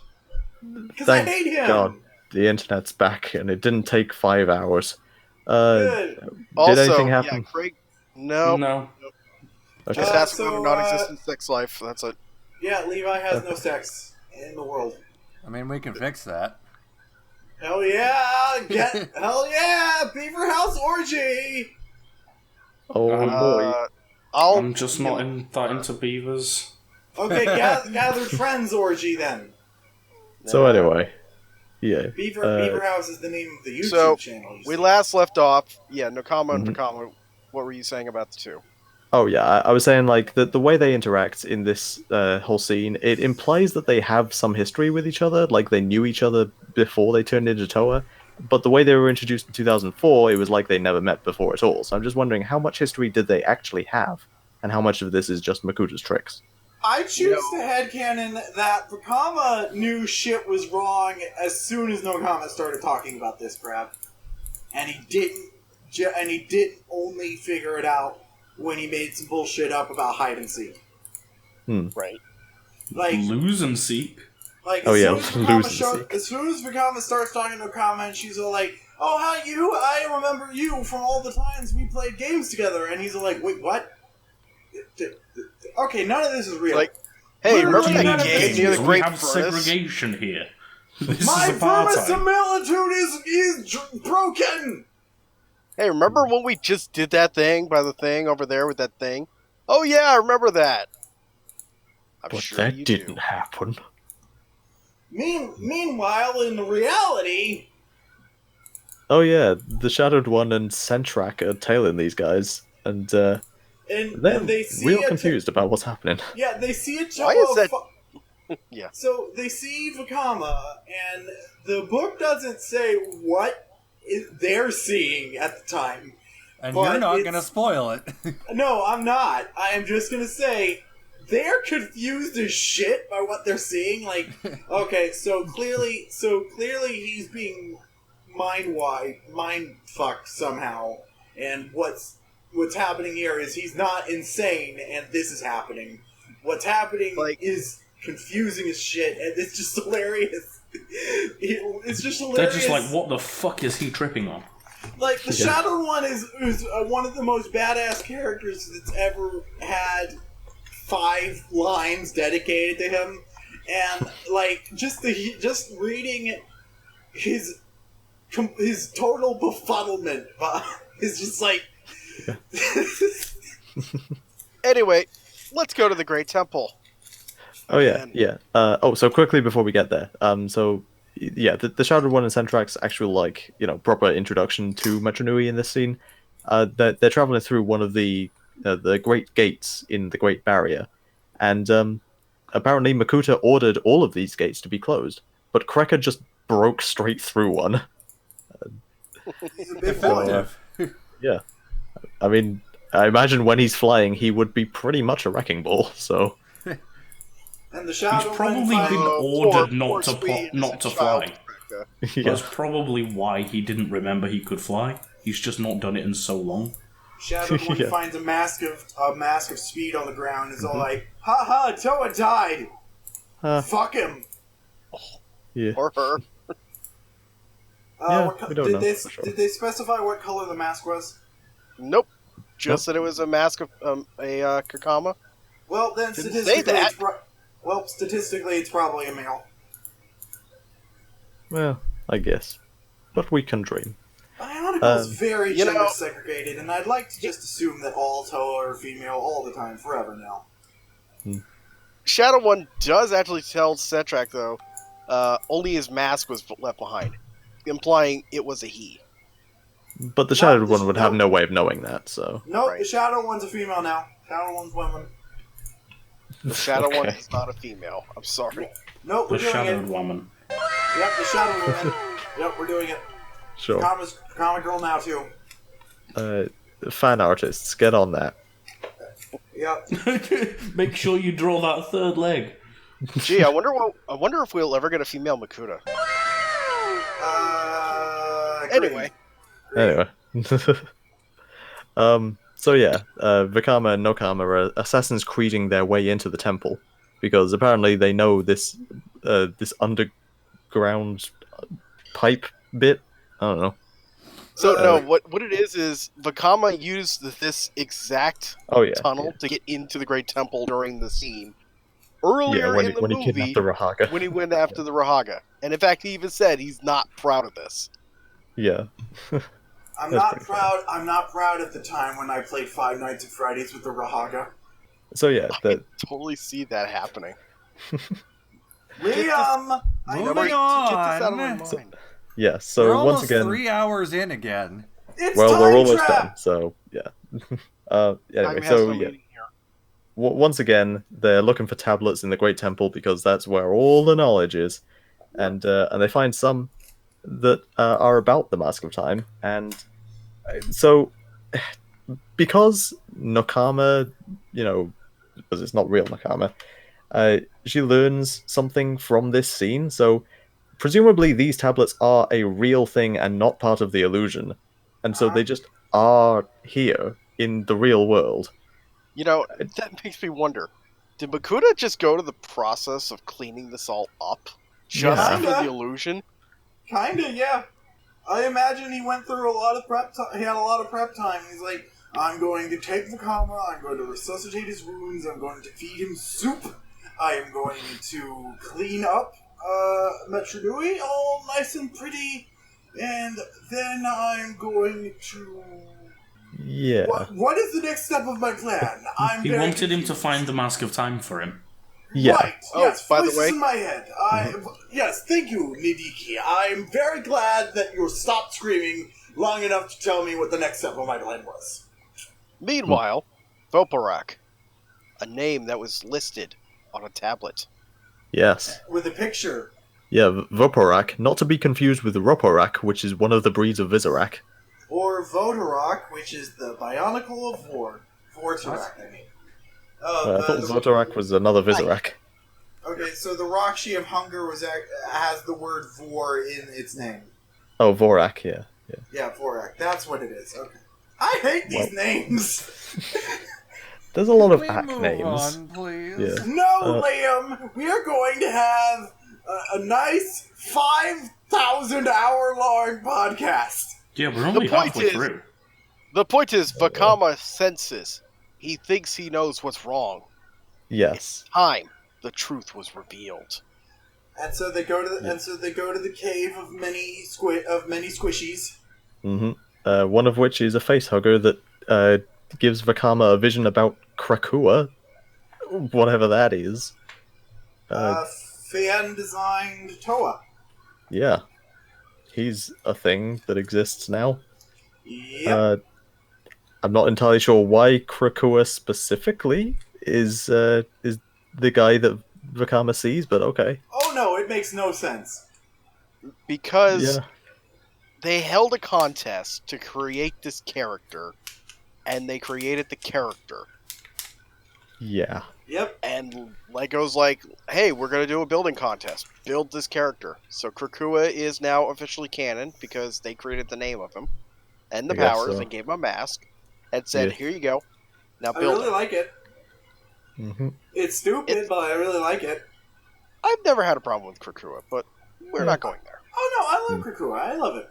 And Yeah. anyway, so Vakama is awakened from his vision into his other vision that he's in by Turaga Lekon, and Lekon is all like, "Vakama, are you all right?" And then Vakama's all like, "Are you dead?" And then Lekon's all like, "Of course not." And then Vakama's all like, "Then I'm far from all right." Rude. Yeah. You can't just say that. It's like, are you alive? Then I'm not all right. By the way, we glossed over a very interesting plot point in the meeting with Krakua. I'm sorry, we kind of did. Okay, yeah, let's go for it. The first is that before, if you fail, I will never exist. You must be prepared to fail, though. Okay. Huh. Second, 6 heroes will one day be called upon to make a perilous journey into the darkest place you can imagine. They will brave the lightning, and they will walk through the fire. They will stare into the eyes of evil, and if they waver even once, they will die. And you, Vakama, you will bear the most terrible burden of all. You will have to send them out there and not do a thing about it. And knowing you can do nothing to help them, but wait. Yeah. And also, there will be rap music. Yeah. Also, I just realized why I suddenly ran out of notes. That's because at this point in the book, I stopped reading it as a book and started listening to it using a text-to-speech app on my phone. Oh, God. Why? What? Because I had a very long car journey, and I needed something to keep me occupied. Why couldn't you read? Because I get car sick. Oh. I'll accept that answer. Okay. So yeah, I listened to the rest of the book that way and couldn't take notes. So Okay. I'm All counting right. on you guys to carry the conversation from here. You could have had paper. Again, I You can't would've write in the vomited car. on the paper, Anyway. Liam. So, yeah, Turaga Lakan basically pulls Vakama out of it, except, of course, it's not really Turaga Lakan. And then Vakama tells him that he should be dead, which is very rude of him. Yeah. Right. You And can't just then say Vakama, that. yeah, but Vakama reveals the trick. He's like, "Hang on a minute, this ain't real. None of this is real." And Makuta's like, "Ha, yeah, I was Lakan the whole time. Haha." And also, Nokama was a Visorak. Yeah. Not even one of the Visorak that can mimic people's voices, just one of the other Visorak. Yeah, it's a one of the- Bulbarak. Yeah, one of the inflation porn ones, yeah. Yeah. Even Those though are there the is a Visorak that can mimic voices, Yeah, why not right. just use that one? I think it's because Makuta just wanted to say his own lines, and he couldn't do that with the one rock. Yes. I like to think that he just picked that he just didn't have a lot of time to prepare. Like at some point he decided, oh crap, I don't have a stand-in for Nokama. Oh, you Blue Spider, how would you like to do this And the weird Blue Spider's plan? sitting there going, "But we were freed. Our people are free now. Tough shit. You are a spider. Yep. Get to work. You're a spider. Get to work." Spin me a web of lies." Yeah, so Shadow One was just looking at a toe of fire fucking around on the fucking Visorak and was just confused as shit. Like, what am I even looking at? And then he realizes, oh no. It's an old strategy. If the attack of the body might fail, attack the mind.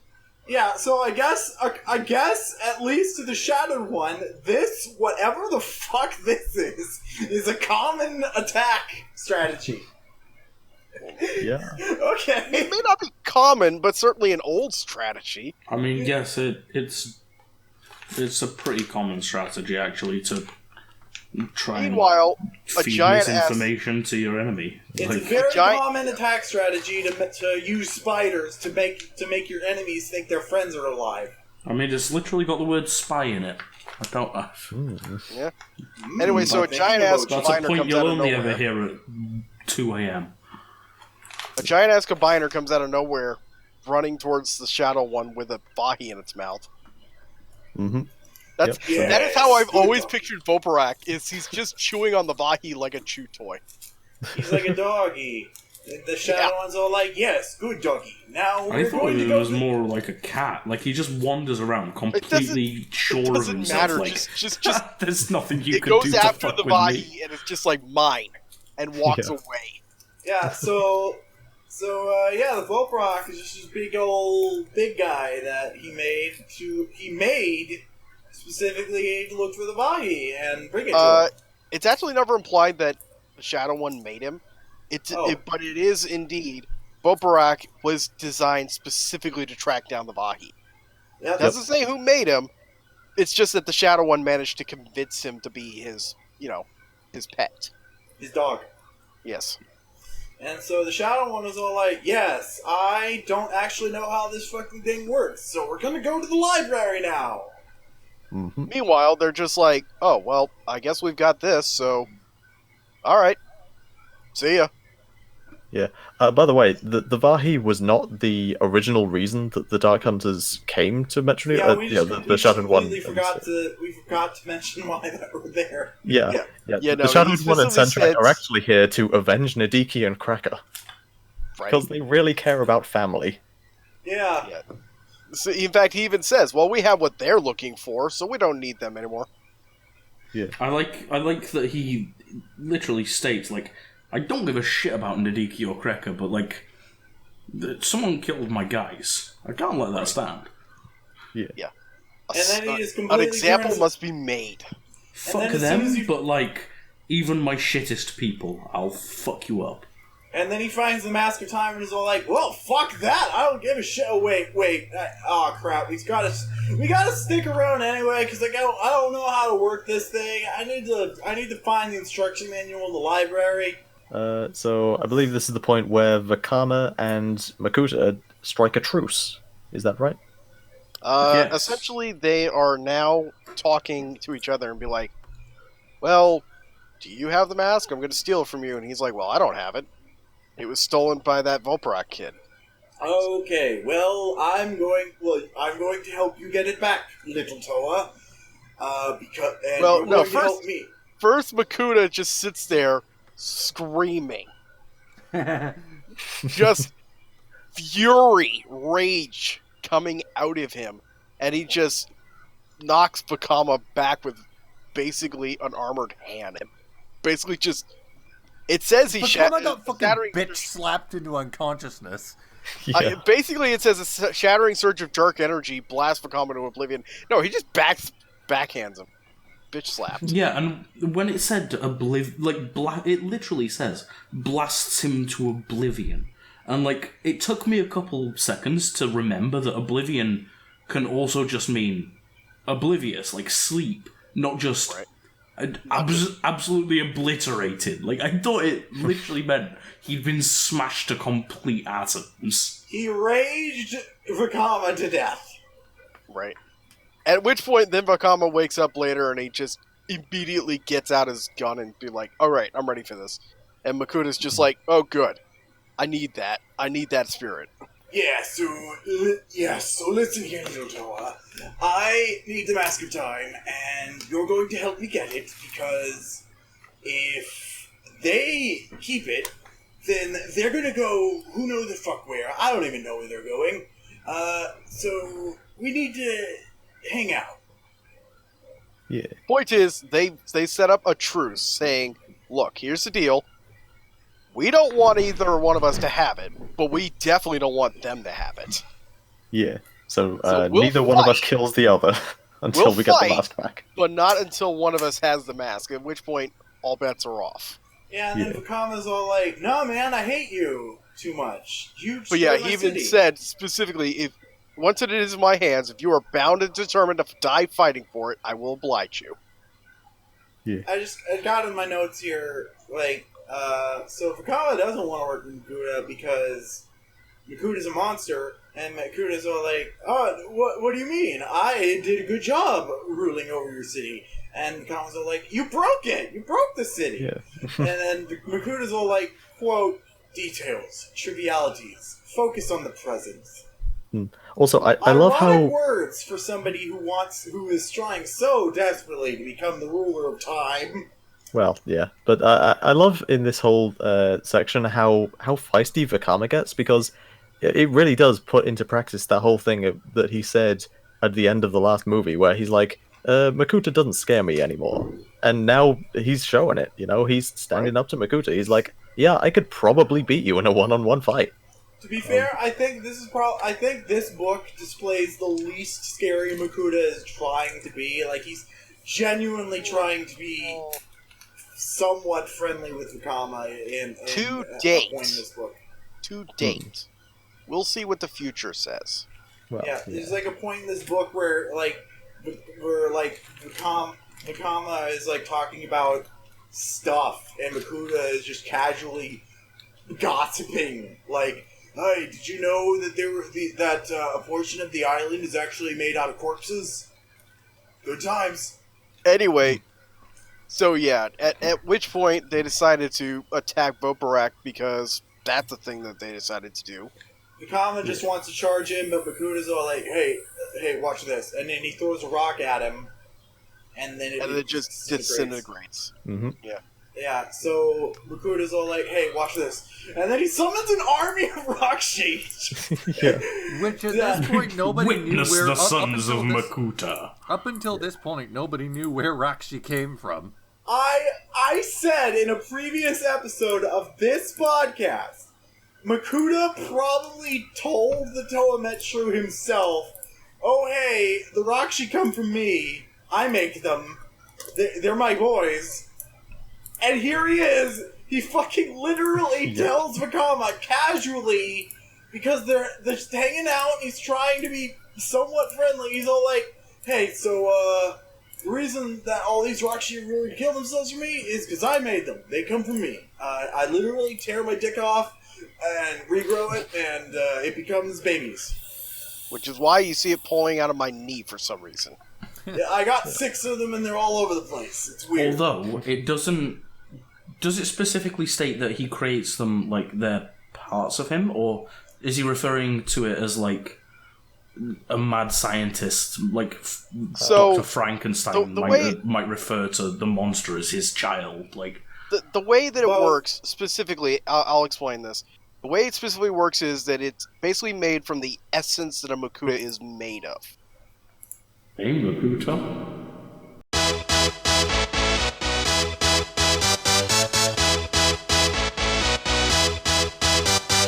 Hey, Makuta? Hey, Makuta? Y'all ready for this? It's hard to explain without going too far into the future story. So in the first movie, we do literally see him ripping worms out of himself and putting them in a thing. Yeah, and in this book, he does actually say, like, they are born from my flesh or something like that. Yeah, so. They are born of my darkness. Each one carries a part of me within their gleaming armor. They live and they die in my name. But also, he is like a mad scientist that experiments on animals in labs, so... Right. It is I need to clarify, going back to, like, 2003, if you may not recall from the comic, but the Turaga have been catching these things for almost the exact 1,000 years that they were there. They have an entire and they've never once noticed a piece of Makuta's liver stuck in there. Everyone's got to have hobbies. Right. Like, they've dissected thousands of them. Just... Nah, never noticed. Right. But yeah, no. At which point, we're just watching a bunch of Rakshi just dying right in front of them. And Vakama just constantly. Vakama immediately just blue screens right then and there. It's like, what? Oh, right. What? If there's even a remote possibility that someone's listening to this podcast that hasn't read the book for some reason... So what the Voparak does is it makes time happen good. Basically, accelerated time is its defense. Anything that attacks it will be accelerated to the point of basically anything that dying. comes near it. Like, just in a radius around it. Yep, so the Voparak isn't just some hulking monster that was designed to retrieve the Mask of Time. The Voparak is, like, specifically designed. Like, I guess if the Vahi happened to be broken, like it was when Vakama found it, that the Vobrok probably has like some sort of time power. The Vobrok's got all sorts of time powers. I mean, technically, I don't know if it would survive that, but we'll. It would probably be. It would probably like be able to grab it at least and like fix it. Yeah, I reckon. Anyway, that's so now let's go to a new location. That's right, we're back to the Great Temple again. Hell yeah! Yep.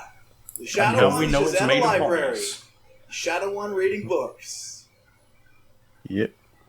Yeah. So yeah, Shadow One and Sandrak are there. Sandrak, by the way, he's just a guy. They never really say anything about him. He just is there. I read the wiki. He's he is really just a guy. I mean, he's just this guy, No, seriously, he is just a guy. He has no personality, and it seems like that is his personality. It's not just bad writing. Like, he's just some super obedient guy. He's practically a literal robot, except he's not. He's just... But basically, in wrestling terms, he's a jobber. He's just there to hang out and do his job, and he doesn't want to make a big stink about it. Fair enough. And he doesn't want to make jokes or hang out, and he doesn't like any of this shit. And then Vakama shows up and is like, hey, look at me, I have a fire in my hat. Anyway, I don't want to lose track of this particular plot point. We need to go over one small bit. Makuta basically goes on to explain to Vakama why he is a Toa. And he explained... Yeah. Oh, yes. No, Makuta doesn't. It's, No. Makuta's It happens explaining. twice. One at a time. Makuta is explaining to Vakama that he saw into the stars and discovered oh, right. that Yeah. Nuri, Akmo, Visula, Tehuti, Orcam, and Eri are destined to be Toa. I think you mean Arye. Oh, yeah, area. Derriere and I don't care. I will read it how I read it when I was a child. I am a child in this book right now. Yeah, Akimu. I know what you're getting at with this now, yeah. Derriere. Yeah. So his thought process is not a particular hero group, but they're all weak-willed enough that they could have been molded by a strong leader like Toa Lacan. I chose the sixth most argumentative, strong-willed, stubborn Matoran I could think of, and I planted their names in Lacan's mind. He kind of had that backwards, but, I mean, that's the point. No, that's the point.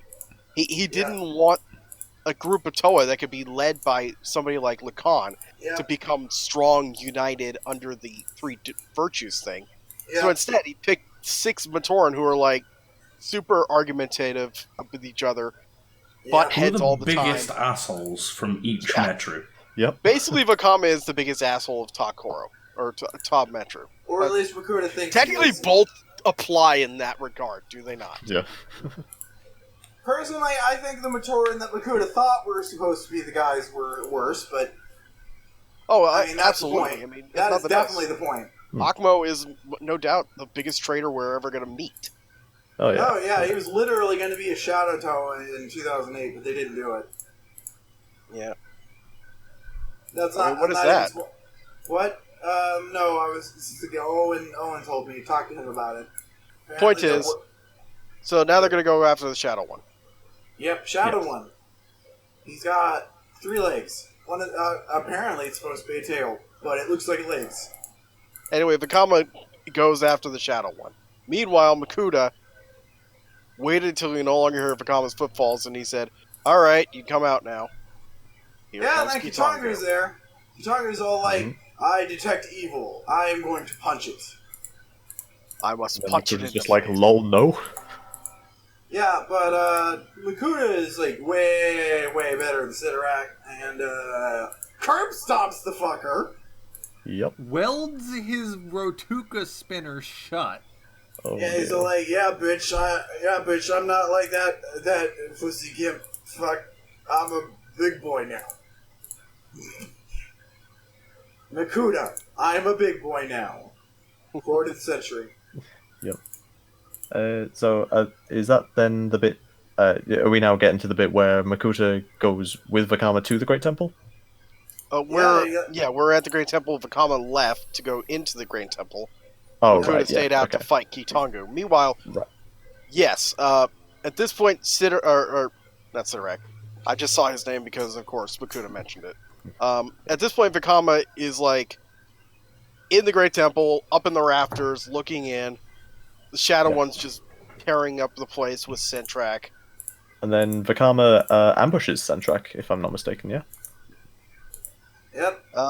Pretty cool fight. No, Sentrak actually apparently ambushed him. Oh, alright. Yeah. Well, before he could fire his the target launched a Ratuka spinner, and it managed to hit Vakama, who dropped like a stone and hit the floor. Right, yeah, that's right. It's a pretty cool fight. Except the funny part is, at that point then, Vakama, what did he do? I'm just trying to catch up with you. Did he fire the shrinking disc then? The shrinky boy. He shrinks the boy. No, at that point, Sentrak had thrown in like a sphere of darkness and surrounded Vakama. He's like, oh, he's not going to get out of that. Except Vakama's like, bitch, I was a Hortika. I know this. Yeah. I don't need my eyes to shoot by this. I don't need my eyes to shoot a gun. Yeah. He's just like standing around scanning the horizon. It's like, oh, there is where you are. I could shoot you now. And then he shoots him. Except then he made the mistake because now he's created a 20-foot tall enemy. Yeah. But a 20-foot tall enemy that's very easy to hit with another disc. Right. And this is the right one. Yep. The So then he shrinky turns him into Ant-Man. And then instead of squishing him like a bug, he lets him turn him into a statue. Speaking of bugs, Volparok's just over there staring at the door still. Meanwhile, thousands of rock sheet armor are just withering away right in front of him. He's like, Yeah. okay, this is irritating. Literally, an entire species is just extincting itself right beside him, and he's just like, is it gonna rain today? You're in a desert! Yeah. The point is, he's just like, I really don't know why I'm still here. I'm gonna go away now. Huh. You know, I probably should have thought about 1,000 corpses ago. Maybe this is a distraction. Maybe I should... Yeah. Maybe I should go tell my boss. The first 500... There's a hole in the wall.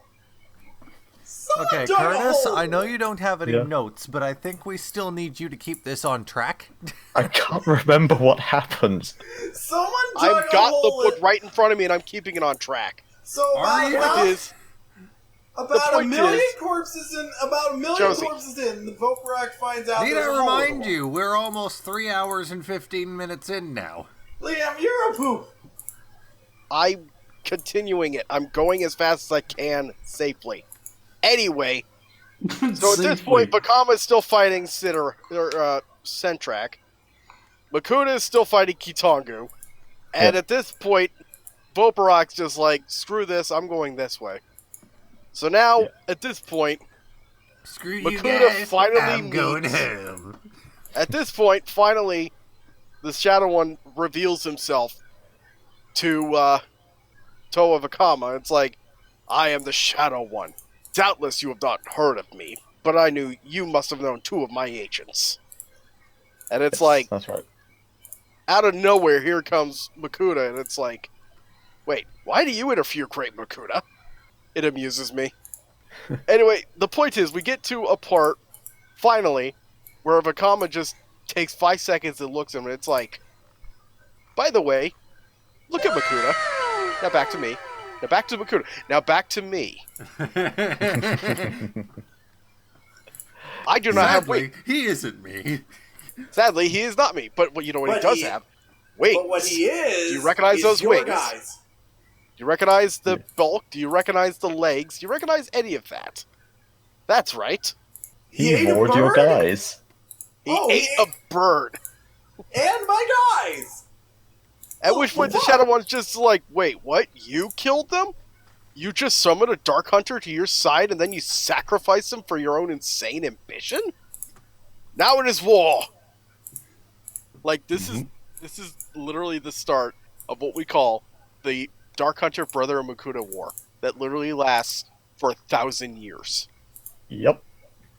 This is how it starts. It's just, and now we go to war. Yeah. So I have Literally in my started notes- because Makuta ate a guy. I have in my notes here, quote, Makuta flexed his muscles, and I don't know when that comes up. I just want to let everyone know Makuta flexes his muscles. What That's- muscles? I'm words. trying to find that. It's in the book. Makuta flexed his muscles. It's not for a while yet. Thank you, Liam. Very good. Anyway, at one point, Vakama finally, while the other two are just fighting each other, he just runs into a screaming power dive. I'm quoting the book. Yep. Aimed straight for the Mask of Time, got it in the Shadow One's hand. Moving so fast that he's only a blur, he swooped down, snatched the mask from the Dark Hunter leader, and rocketed off with it. Yep. Yeah, and he crash landed so hard that his disc launcher is broken now. Well, he got shot yeah, out of the sky. He got so. he got shot out of the sky by the I-beams. Yeah. At which point, Shadow One just like go after him to Vaporok, and Oh, but by the way, those same I-beams also vaporized Makuta's wings, which is why he doesn't have them later. right. I just And like at that point- I just like the bizarre detail in all of this that Makuta's Vakama's jetpack doesn't work anymore, and it won't even work as a disc launcher anymore. Right. Why is there a bizarre sentence in this book to explain why he doesn't have a Kanoka disc launcher on Mount Nui? We don't need an Meanwhile- explanation for why he wouldn't have that. Well, the reason that's the way that is because every other Turaga, like their Toa tools, transformed into their Turaga tools, but in Vakama's case, his Turaga tool is his fire staff from when he was a Matoran. So they needed to explain why he doesn't still have his Toa tool. Okay. Anyway, more to the point. Now we get to the part that Josie was referring to, with the Shadow One using his staff to basically create Protodermis as a cuff. Makuta flexed his muscles and shattered the Protodermis bonds. Yes. I just like that. Then he advanced on the Shadow One, his crimson eyes raging. The Shadow One hurled more solid Protodermis, only to have Makuta batted aside. In desperation, he launched his I-beams and dissolved a portion of Makuta's breastplate. But still, the Ow, Master my of Shadows titty! kept coming. I just like the idea that Makuta is just like, ow, my titty. Oh no, my titty is leaking. Anyway, Oh no, my the titty next is part leaking. is the most metal part of Bionicle, in my opinion. Okay. Makuta basically bench presses the Shadow One over his head and slams it onto Vaporok, who immediately, the defensive time field kicked up, and the Shadow One could just start feeling years dying from him. By the time he got up, he'd aged 3,000 years. Yeah, Yes. Makuta, like, he says, you want time so bad? Take it, bitch! Although, honestly, 3,000 years probably isn't that long in the grand scheme of things for I this was about guy. to say, that's like literally taking 5 seconds from a Matoran. That's nothing. Yeah. I mean, he said but to be fair, he was already called, like, the Shadow One, but he could also have just been called Ancient One. He's Yeah. literally old just as much as Ancient, Yeah. who's Yeah. another Dark Hunter. Apparently Because they've the apparently known reason- each other for years. Apparently the reason in canon everyone calls him the Shadow One is because no one actually knows what the fuck his name is. Yes, Yep. except I do know what his name is. At least that's the name I gave him. But Apparently- what about the name Greg gave him? Yeah, so apparently when Greg revealed that the Makuta of Metro Nui's name wasn't Makuta, everyone was Spoilers. so pissed off at him for some reason. I like the name he came up with. Everyone was so upset that he decided, well, I'm just not going to tell you the name I came up with for the Shadowed One. Fuck you guys. Anyway, so Tovakama's about to die. Yes. Yeah, Vakama's about to die because he's a pussy bitch. That's right. Yeah. He is crashing out of the sky. He's about to fall straight into the Great Furnace. I love this quote. I love this quote I have in my notes here. One day there will be an easy foe to fight. Just take its mask off, and the battle's over. Like, yeah, that's ever going I to have happen. that in my notes as more stupid retroactive foreshadowing jokes. I liked it. Yeah, it's been a while since the last one, so I quite like this one. But then Vakama has his spirits lifted because it turns out that growth on that log from 3 books ago went somewhere after all. Mm-hmm. Introducing Karzani. Karzani The 2.0. plant that is dead and dead, but somehow is not dead. Because, of course... Apparently, being a raft brought him back to life. All he needed was that regular protodermis water. Basically, what happened is he's a plant, and he just withered and died, but a new growth came out of nowhere once being rewatered with water. Because I think Makuta realized he needed to have a backup plan in case the backup plan failed the backup plan. Yeah, Makuta's got lots of plans, and anyway, Karzani's all like, I still hate Makuta, even though he gave me a job pretending to be the Morbazak in your weird vision quest. But I still hate him, so I'm gonna let you know, turns out the stars are bullshit, and you were meant to be Toa all along. Okay, thanks, bye. Basically, that's what I was about to say. Go ahead. Yeah, so this is the bit where we get into... So, up until this point, we've been led to believe that Makuta tricked Likan by implanting the wrong names into his head and saying, hey, go make these other guys Toa. Now we find out that actually Matanui was tricking him by manipulating the stars to tell him the wrong thing, and then some other guys to also make Makuta think the wrong thing. Let me get ready It's for a this Deus again. Ex Machina. You may know everything I'm going to do, but I know everything you're going to do. Strange, isn't it? Yep, Matanui tricked Makuta into tricking Likan, into tricking some other guys, into tricking them, into tricking everything. Tricky. It's tricky! So as it turns out, Vakama and co. were meant to be Toa all along. Because Akmu and crew are fucking idiots! He's just gonna take the tree's word for it. And you know what? I don't like this plot point. I think it's stupid. I think like the the whole idea. thing was stupid. That's why I hate 2005. This is one of the reasons why I don't like Time Trap as much as I do Maze of Shadows or Voyage of Fear, because they set it up again in the beginning, like, oh, remember that thing we said a few books ago? And then they they only set it up so that they could immediately take it away. Yeah, I know. Like, I really liked the idea that Vakama and his crew weren't meant to be Toa, because it meant they were, they were forging their own destiny. They were going against the will of the Great Spirit and making good out of it anyway. I really like that. It's like the whole Jala Mask of Light thing all over again. Yeah. Except good. I liked it. Anyway. Well, of course you liked it. You're stupid. Yeah. Meanwhile, I'll tell you who also did not like it. Makuta. Where he decided to destroy Karzani. Because he was super pissed. He's not happy with all of his being manipulated by a greater power than him. Because what greater power could there ever be? Anyway. He just got done bench pressing a greater power, so he's super pissed already. And then this tree guy's all like, oh, by the way, Makuta's an idiot. And then he's all like, fuck that! Yeah. Oh, yeah, but by the way, all these people that helped Matanui trick Makuta, it's not really a spoiler to say, they are an organization called the Order of Matanui. Yep, the Illuminati. We will be seeing more of them later. The Illuminati. Literally, the only reason why he explained them in this one is because Greg literally had to introduce them in the very next year. The Illuminati. In a way that made it organically make sense. Except, it doesn't work that way. Anyway, Vakama decided, oh, wait a minute. I'm a Toa Metro now. I can use a mask. So he uses his mask again to just hide. And then he has a great idea, and this is probably my favorite thing that ever happens. Yeah. What happens? He goes into the scrapyard. That one that's been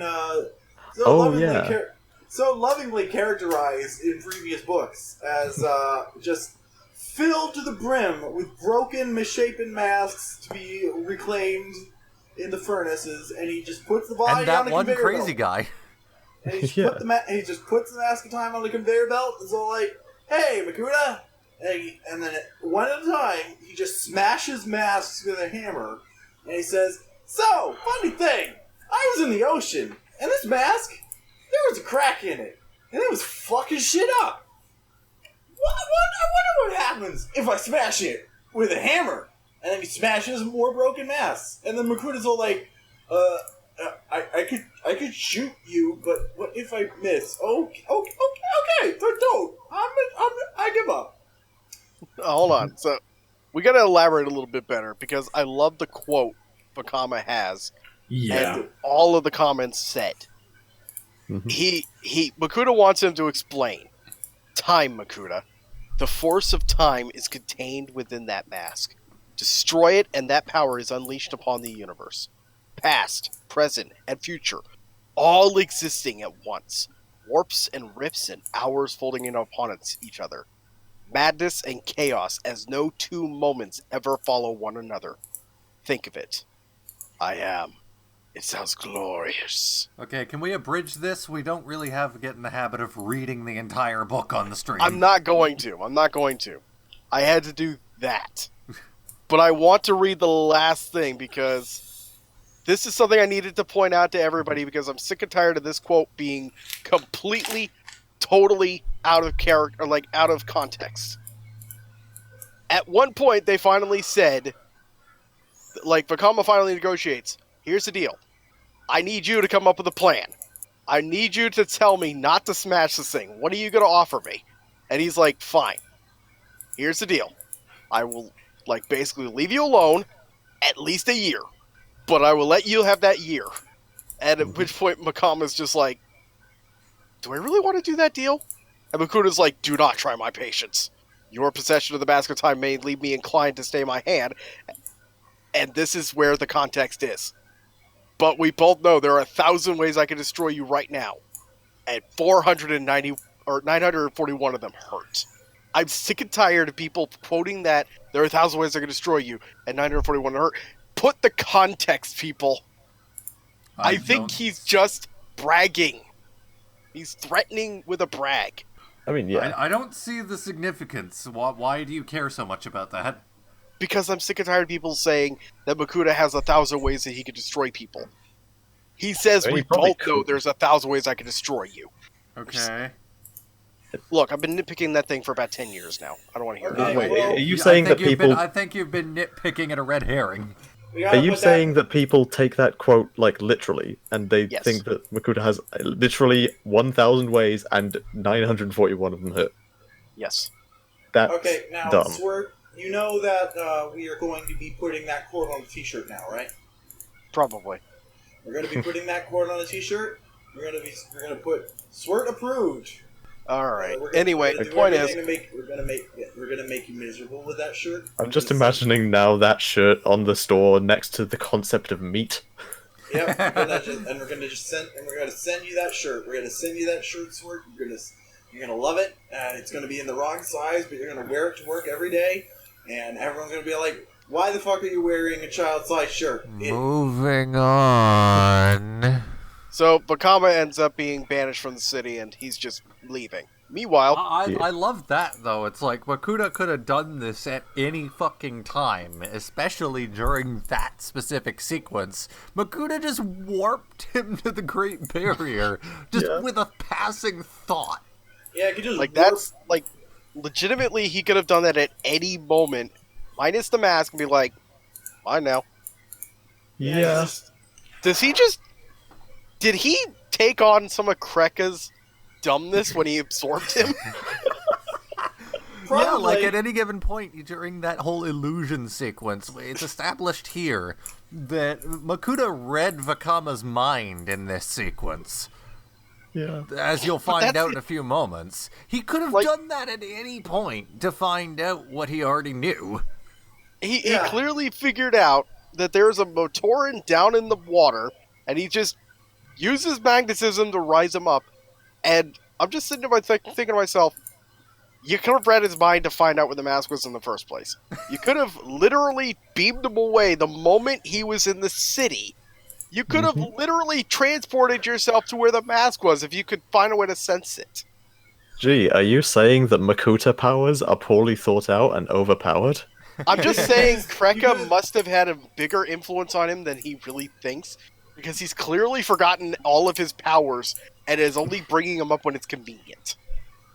He could have used that. He could have used that magnetism that he's using right now to like just force pull the Mask of Time away from the conveyor belt. Or It's just, like, well, he could have just rip away the entire conveyor belt and take the mask with it. He could have opened up a black hole in Vakama's sternum. The point is, Yes, the he's point just an is. idiot. Meanwhile, he decides to wake up Akmu because he knows how to actually use the sphere that he invented. What a shock! Akmu is just like, "Where am I? What is going on?" And Makuta's like, "I will tell you a story about a great hero and 6 villains who banished the hero from his city." Are you one of the villains? No. What? Why would you think that? Because of all I the am rust. clearly- Because of all the the rust guy and with- shit. It's like, I, clearly the guy covered in rust, am clearly the hero. Yeah. I don't look And evil at all. Akmu's just like, I don't know why I got here or who I even am, but you know what? This guy makes sense. I like him. Mm-hmm. I'll just follow him. This guy who's radiating darkness clearly is a good guy. I like Anyway. this guy. We're wrapping up. It even explains and then we the, go back to the past. And then we go back to the past, the future past. The fucking Vakama and the others, they arrive on the shore, and TuragaNuva and the Rahaga all come out to greet them, and the end. Yeah. And then we get on to another flashback. And we are definitely going over this one, Liam, because I have a JoJo reference for you. Oh no. Okay, so yeah, in Don't this tell me or I flashback... will tell Spirit. So yeah, this flashback, this is back to the Rahaga... so this is the 500 Rahaga... years ago. Yes, The the future Rahaga and past. Kitongu. Yeah. 500 years after the Torametsu left, This but is- 500 this is- years before they come back. This is the context, like I said earlier, 1,000 Years Untold. This is the Metro Nui story. And I'm both very proud of the person who wrote it and very pissed off at him because I also entered for this exact category and lost to him. I'm mostly pissed off that instead of, actually making an attempt to repair the city, which TuragaNuva could very easily do with his mask power, and demonstrates that he would be capable of in this very story, they're just sort of shitting around inside the Colosseum for 500 years. Yeah, Look, Duma's digging at a least hole. they're in the Colosseum and not in the goddamn Great Temple. I'm Yeah, happy about that. Yeah, at the beginning of this story, Duma's just like digging a hole, I guess. It's just, yeah, it's And then some- implied that they're just going around repairing things slowly.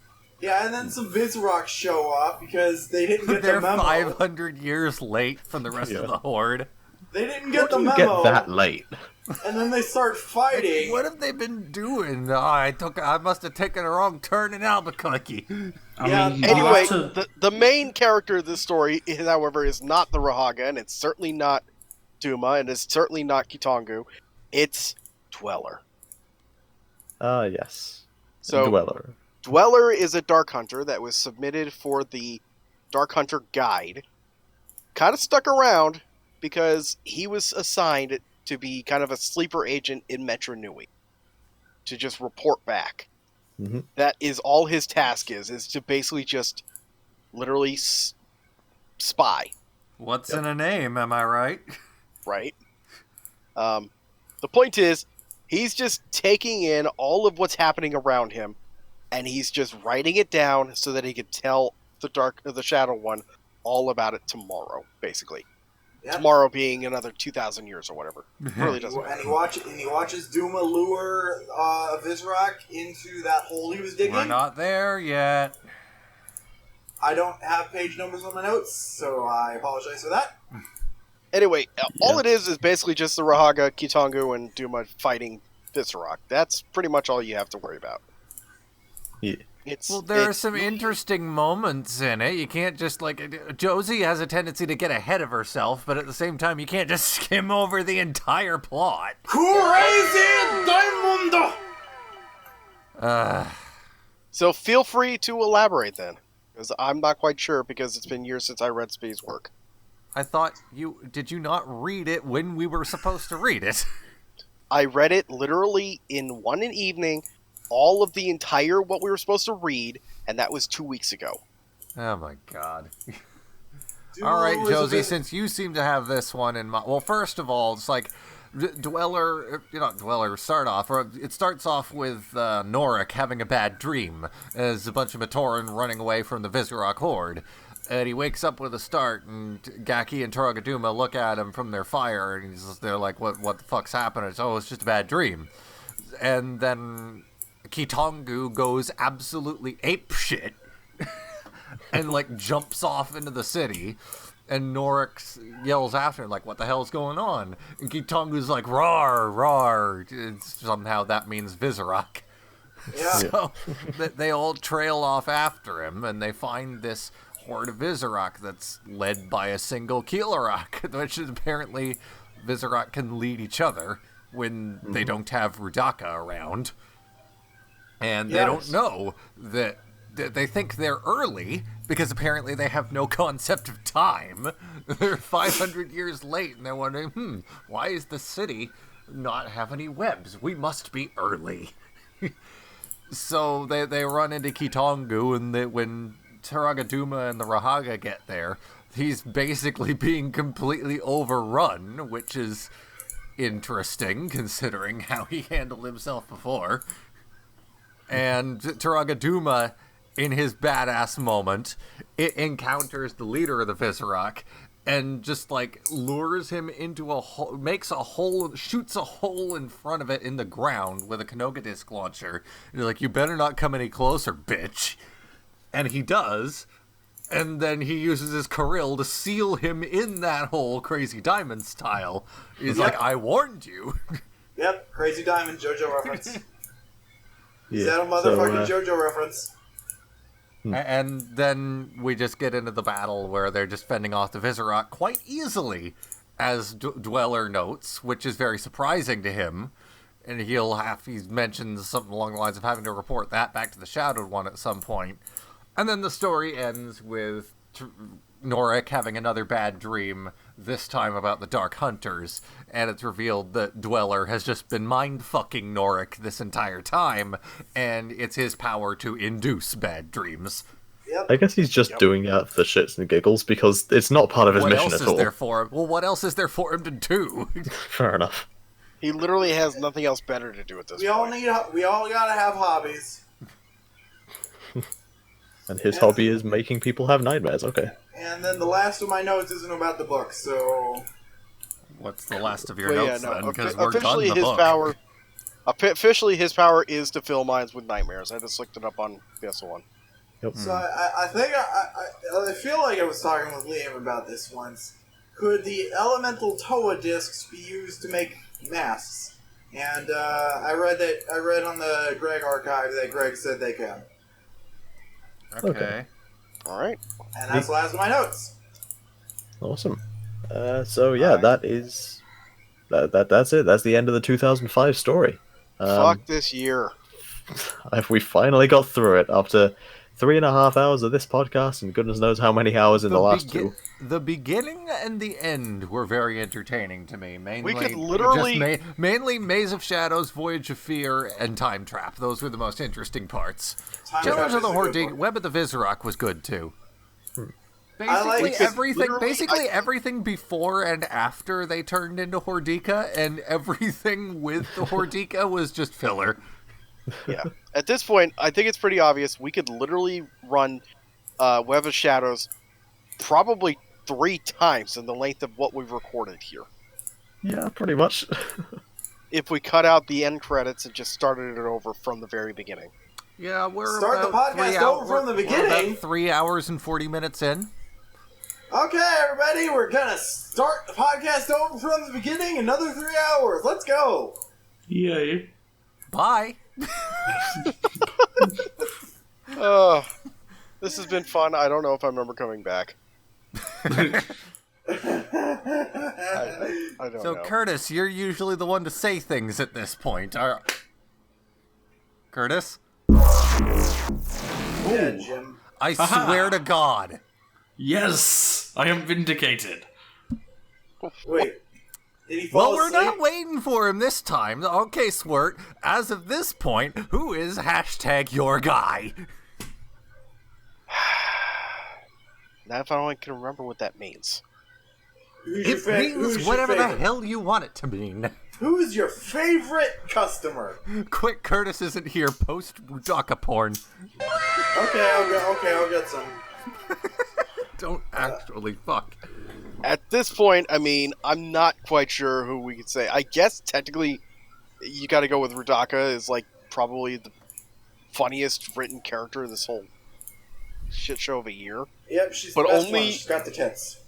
But only because it's such a duality of what she's written as.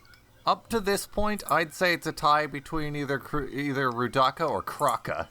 Because you haven't been here since Kraka was a thing. That's true. No, I remember. Yeah, Kraka is another good choice. There goes. Ah, Curtis died. Yeah, That's well, Curtis. fuck him. Literally. It's okay, we got Craig. It's okay, we got Craig. We got Craig. We're good. And we're all There we go. recording. So. Yeah. We're all Craig. At this All point, right. I mean, yeah, no, Kraka or, like I said, Rudaka. Maybe Sidorog's voice. That's about the only other one I can put out there. Just his voice, nothing else about him. Yes. Just That take was- all of the visuals away, put Sidorog's voice right here, and we're good. Now, what about Rudaka's tits with No. Sidorok's voice? We're Alright, does anyone Yes. else have any closing thoughts? fuck this year. Let's move on to the next one. Okay, All let's right, move well, on to the next one right now. Next episode, we'll be recording Book 6, Prologue through Chapter 4, which will Yep. be the beginning of the Ignition arc, with And optional based in- reading of the Dark Hunter's Guidebook. And based entirely off of Liam's angry words, we will be doing a complete read through of the entire book. Well, we'll Twice. see you in another 1,000 years, everyone. Snake titties.